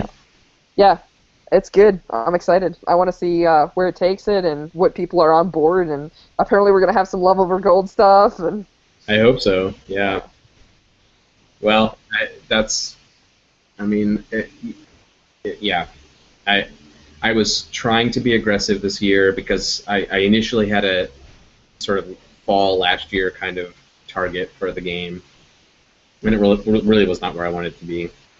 So now I thought I was being very aggressive by trying to say March or April this year as a launch date, but it sounds like it might be possible. I feel like it's getting there, and I mean the game I feel like might be done, and we're in the tweaking and presentation final phases, and I can just be happy with the game design finally, which is great. That's where it needs to be.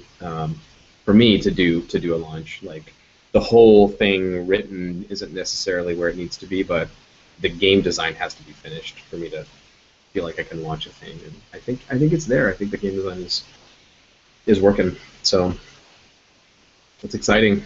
I'm really to me I've spent so much time with it that finishing my thing is a bit of a chore now. And what's exciting is the playsets you're going to make, and James Stewart and Adam and Dylan and everyone, and Chris Bennett, everyone who's making playsets.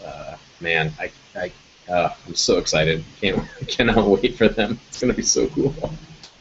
Those are the things I want to play, because I've been playing my stuff forever. So, are you still thinking that the Dune thing is possible? Is that? I'm pondering it. I think so, yes. In favor so, of yes. things? Yeah, I'm pretty sure that it can happen. The trick is that you need to figure out which faction you're working for, right? Because, like, if you're a noble and you're playing the noble game, it's going to be a very different game than if you're serving the church or the Bene Gesserit equivalent, or if you're serving, the emperor or whatever. And so I think those are the faction plays, and the specific plays are like the subtypes. Like, are you the Paul Atreides or are you like the Mentat, right? So that's kind of where it's fallen out right now. And what I'm really looking for is to figure out kind of how heat works and what happens if you have a smaller subset of factions. You don't have like 40. So like conceptually, it's swords and starships, right? So, but like the exact details of how that falls out and what you're doing where, that I'm still kind of pondering the ponderings. But yeah, it's very exciting because like sometimes I'm just like, all right, so I'll think about that, and then my brain is like, you could also just do this entire hack right here that I just finished for you, and I was like, oh, well, let me make some notes. So we'll see. I'm fine with that too. I've always wanted to play the ultimate Dune RPG game, and I feel like you are probably the person to make that, and I'm excited about that prospect. I know it's a daunting thing, and it may not come together, but that's high on my list of things that I personally want to play. So I hope it works out at some point in the future. Yeah, and I'm really excited. Like, it sounds like somebody's or maybe a couple somebody's are making some cyberpunk stuff. So I'm like, well, I was meaning to do that, but if they're going to do it, then I will play it. So that's the best. That's the best. You're already doing all the work for me. Just make it happen. You already see the shape of it. You know what I want. Just make it go. Exactly. Yeah. So it's very exciting. I haven't quite 100% settled on like, yes, this is my thing. The Dune thing is pretty high up there, but unless I figure out like a good solid heat implementation, that's the catching point right now. But it'll come. It'll come. So I'll keep you in the loop and my thoughts, and particularly I imagine that once I start running it, things will become more apparent. Yes, definitely. Yeah, that'll help a lot. All right. Well, it's 12:30 here. And I have work tomorrow. Time to wrap it up. And then Night Witches. So yeah, I think that's it. Yeah, thanks so much. It's great to talk to you. As always. See you around.